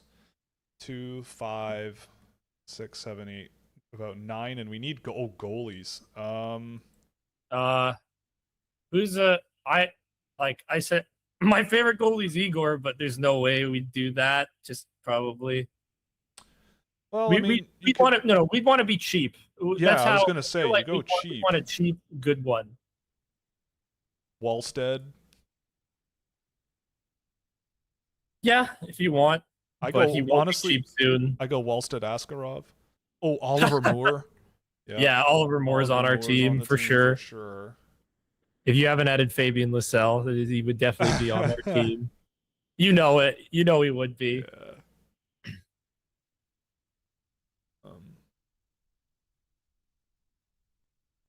So You know he would be. That's Oliver my Moore boy especially. there, Liesel there. Oh my god, this is so crazy. I mean, who are like the beefy guys? You do need some of that. Oh, Brindley. Yeah. Who are some beefy guys that you've liked that go later because they're European? I also love that YouTube doesn't understand that Brandon Bussy is a name, so it always asks me to show. It's like this comment's been held for review.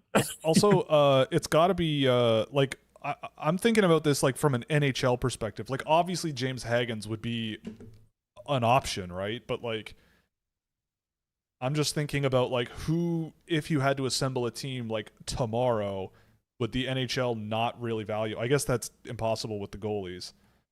No, it's impossible with the goalies because. But I just figure like you're making a team of NHL players that I just really really like. Yeah, Will Bell. I feel like we do the Colorado and like grab a Mackenzie Blackwood, like because we'd be confident in our roster, I guess, and we just say sure. Maybe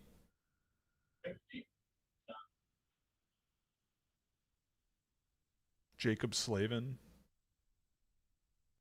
Yeah, but he's not undervalued. But I guess to be fair, you have Connor McDavid and Jack Hughes on this roster. Like what do I value is the question. I feel like Keandre Miller needs to be on this team because I know you love him. I do. It's going to be a lot of Carolina Hurricanes, all right, guys? A lot of Carolina Hurricanes and a lot of Colorado Avalanche players. Oh, Marco Rossi. Oh, yeah. That's not... It has to be. He has to be on there.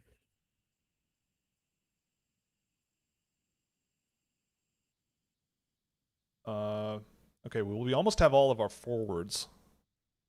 We need cheap puck-moving defensemen. Well, we got Hudson and Makar. Yeah, well, we've got... Yeah, so we can grab, like... I feel like Sean Walker is probably right up the alley. Yeah, you know what? For the team. Yeah, Walker. Sean Walker, Keandre Miller. Let's do it. There's got to be better options than Keandre Miller, though. Okay, if you want to... If that's fine. We're trying to keep it under the cap, right? Yeah, got to be under the cap. There's $38 million left, and we have 1, 2, 3, 4 spots. Yeah, left. and Sean Walker's cap hit is so reasonable. Yeah, no, this team will be under the salary cap for sure. Well, you can always sign Kirill Kaprizov and push it. No, but I know I'm messing around.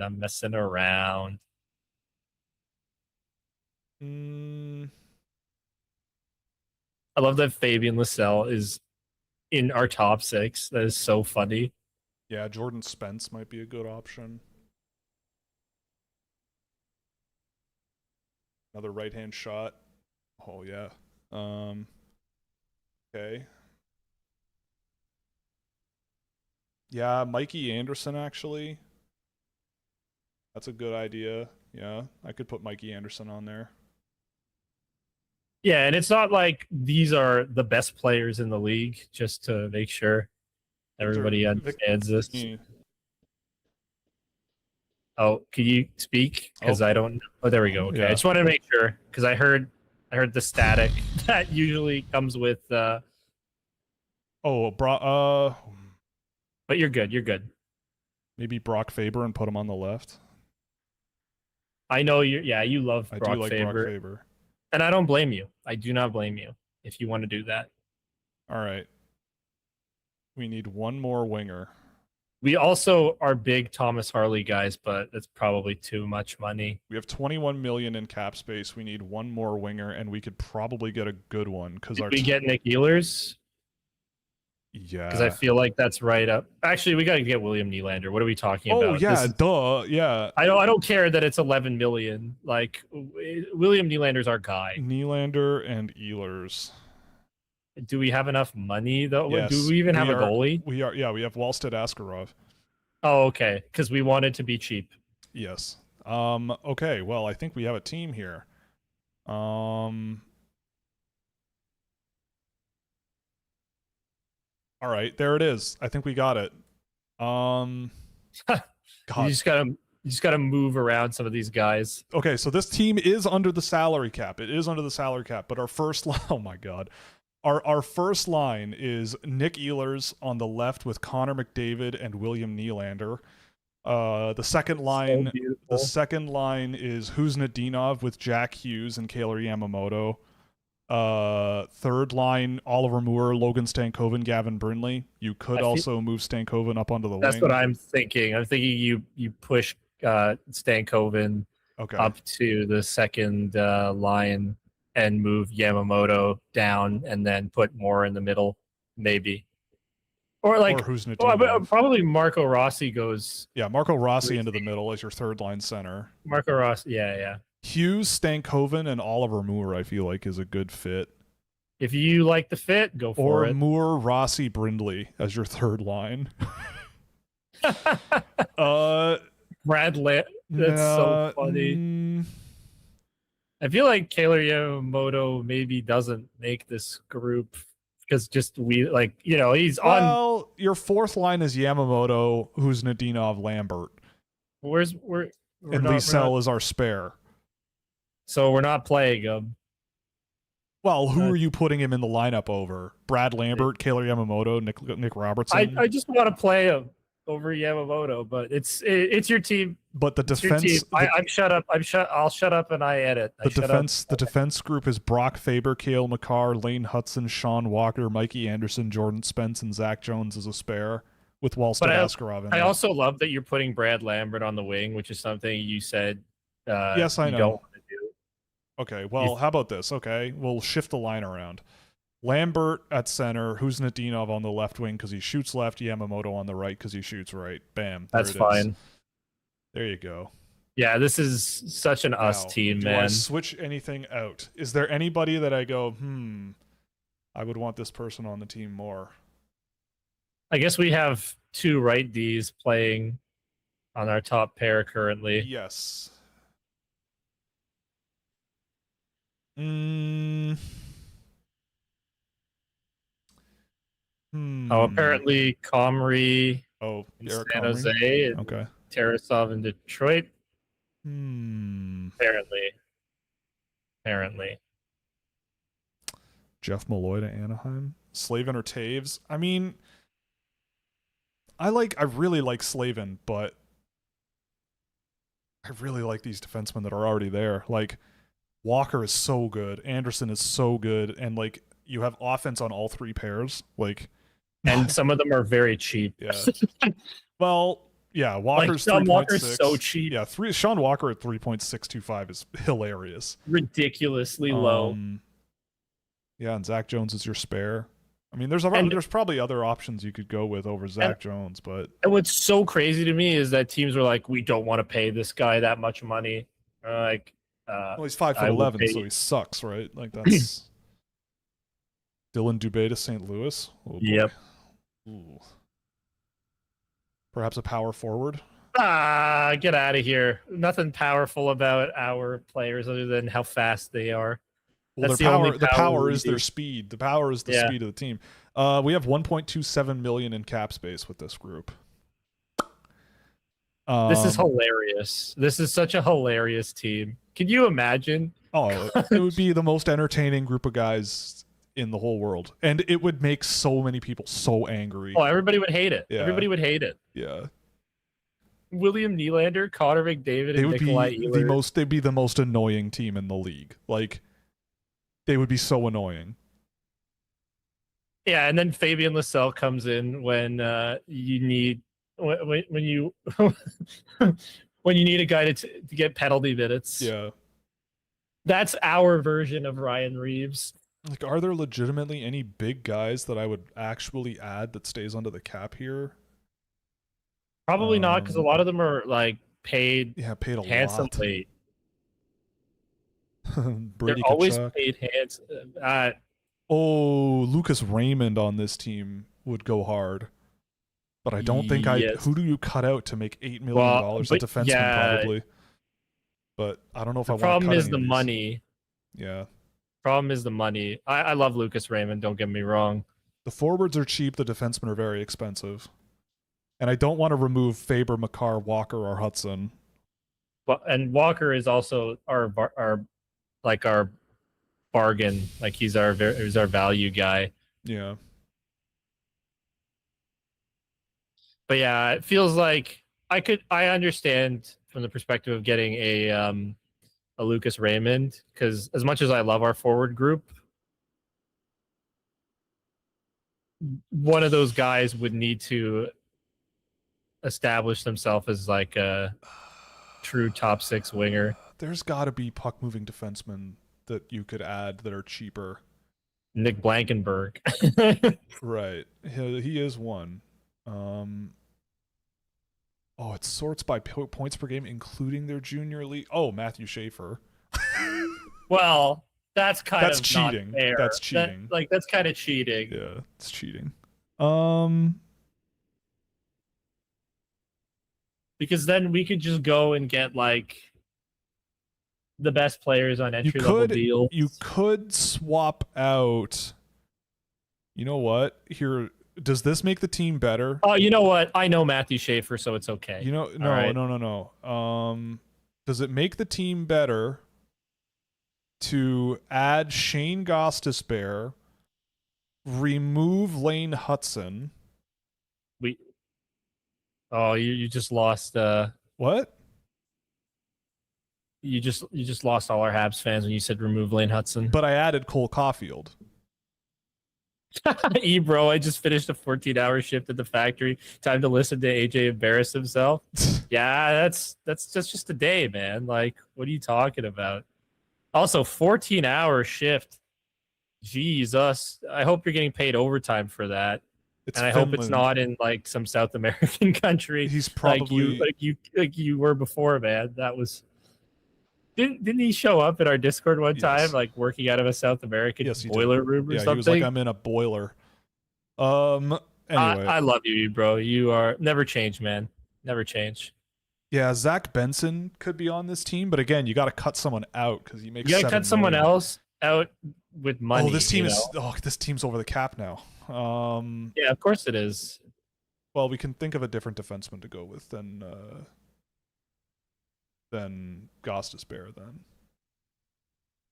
Well, where are we over the cap because of like what put it's us only over? It's only $900,000 over the cap.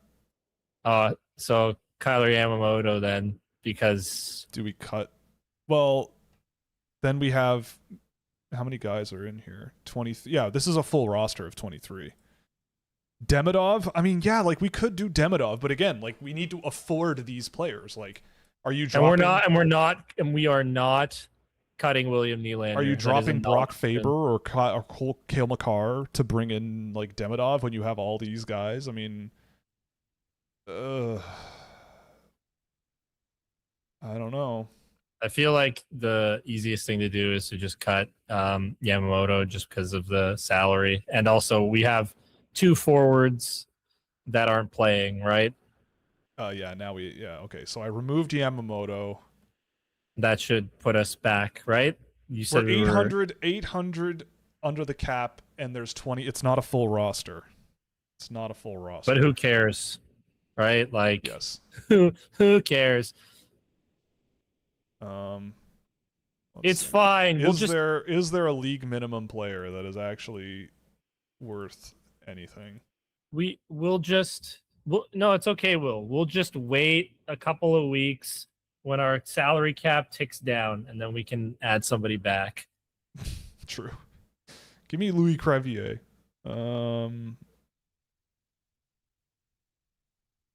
No. All right. Yes, Nylander for Demidov / Mute AJ. Wow. No. Yeah, exactly. No. Switch McKinnon No. for McDavid? No way. I'm putting for me, I'm putting McDavid on this team every day. Yeah. Dobas in net still has an ELC instead of Askarov. Yeah, but like I love Yaroslav Askarov, man. Like I think he's so much fun. He is entertaining as hell. Like we're going off of like guys I like, you know. It's not necessarily like because I don't know anything. AJ is bad as Sam Cosentino. Okay, Ryan. I don't know any thing about Dobish as a goalie himself, but Askarov is very entertaining, and that's fun. I mean, maybe just because this is, I don't know, but these are the 2 that I've seen the most of and like the most. But all right, so we'll do this, and then I think we're going to call it for the day. But yeah, this is our fun boy team. Here's the roster of fun boys for us. Yeah, Nikolai Ehlers, Connor McDavid, William Nylander on the first line. Oliver Moore, Jack Hughes, and Cole Caulfield on the second line. This is so stupid. And then Nick Robertson, Logan Stankoven, and Gavin Brindley on the third line. Or swap Stankoven and Rossi. Or Stankoven for Brindley. Oh, yeah, maybe you do that. Okay, Robertson, Rossi, and Stankoven on your third line. And then who's Nadinov, Lambert, Brindley on your fourth line. And Liesel as a spare. Then your defense group is Faber, Makar, Gostisbehere, Walker, Anderson, Spence with Jones as a spare. And then Wallstead, Askarov in net. Yeah, this is fun. It would be very entertaining. This is just so much fun. You might win some physical battles over them, but they're not going anywhere. That's fun. The only player that like I'm missing from this roster just because he's one of my favorites, but we're not adding him because is he still on an entry deal? He might not be. I love Adam Fantilli. Like that would be, but at the same time, I'm happy with this. I'm very happy with this. Yeah, I'd be okay with this. And like think about it. Like Ehlers only $8.5 million. That's crazy. The deal on Caulfield that Montreal got is looking back on it really good. Stankoven for $6 and he's starting a new deal. Rossi at $5. Like you could have had Marco Rossi from Minnesota for like nothing like a year ago. Nobody likes Nick Robertson. Nobody likes Brad Lambert. Nobody likes Gavin Brindley. Nobody likes Jordan Spence. Nobody likes him. Especially likes Fabian Lysell. Everybody hates him. Yeah, you could pick up Zach Jones right now for nothing. And I'm sure there's other guys I could think about, but he came to mind. Gostisbehere, nobody ever wants Shane Gostisbehere. He's $3.2 million. And Sean Walker, nobody wanted him, clearly, $3.6 million. Like, you could... I mean, you obviously need Connor McDavid and Jack Hughes. You need to be bad to get some of these guys, but also not because a lot of cases, these guys were available way later than they should have been. And they were available like their NHL teams made them available. Stankoven was traded, Rossi traded, Brindley traded, Liesel now Stankoven was traded for Mikko Rantanen, to be fair. That's a little different.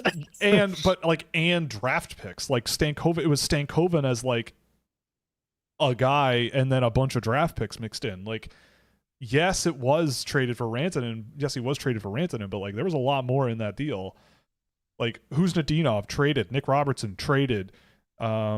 Vassell traded. Yeah. Lambert one day traded. Walker probably. was a free agent. Spence traded. Zach, like you could. Ehlers do this. underutilized. Yeah, your goalies might not be these two, but I mean, if you want an encapsulation of the types of players that I would be filling a roster with, like I would do this because I think all 4 lines would be able to just roll and It'd be fun. be a fun team to watch. Anyway, I Yeah. think we're going to call it for today. But thank you very much for joining. This was a lot of fun and always exciting. I think that's it for live shows, though. I think we're cooked. I think we're done. It's now content season. So unless there's anything this summer that we're going to be live streaming for, I think that's going to be it. Yeah.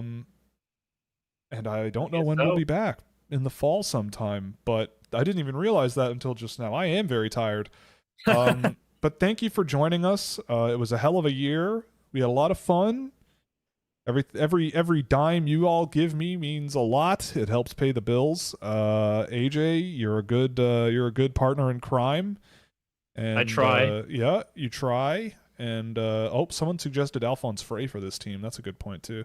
That is a good point. But anyway, yeah, you're always a fan, and always good to have you around. Always a benefit. I appreciate it. And at least somebody doesn't say mute AJ. I appreciate it. Yeah, some days, but not today. But yeah, again, the recaps are going to be edited in short order and available to scouching.ca subscribers as soon as they're done. The first one. They'll be public starting next week. We'll be doing them, and we'll be doing pipeline videos after that, and that's going to be it. So, unless you have leave any mean comments on those, so we get engagements. Yes, please. Argue with people in the comments. Like I don't advocate for people arguing on social media, but if you're going to do it, at least make it beneficial monetarily to us. Yeah, exactly. All right. Well, we'll see you in the fall. It'll be a good time. And have a good summer. Enjoy. Be safe. Be well. Here. The summer of Scouch is here, so it's video after video after video for the rest of the summer. 64 days, hopefully. Yeah. Or no, it'd be 66 days. Yeah, right? 66. Yeah, it'll be 66. Hopefully, 66 days of content from someday next week on. Yeah, and then whatever happens after that is up to God. So. Thanks again for everything this season. It was a lot of fun, and we're signing off for the summer. So we'll see you in the fall. And I don't know, any parting words, AJ, or no? Oh, you know what the words are. Leafs for Cup. Are you back on the wagon Let's after go. today? Are you back on the horse? Do you feel better? I feel better. You have one foot in the stirrup. You know. It's less. It's more. I'm saying it for old time's sake because I really want to be there. I'm not quite there yet, but you want to believe. I want to believe. Well, maybe he'll be there by October. October. Save my franchise, please. There you go. That's what we're talking about. All right. Well, see you in the fall. You're all great. This was fun. I don't know. That'll be it. All right. Bye. Doodles.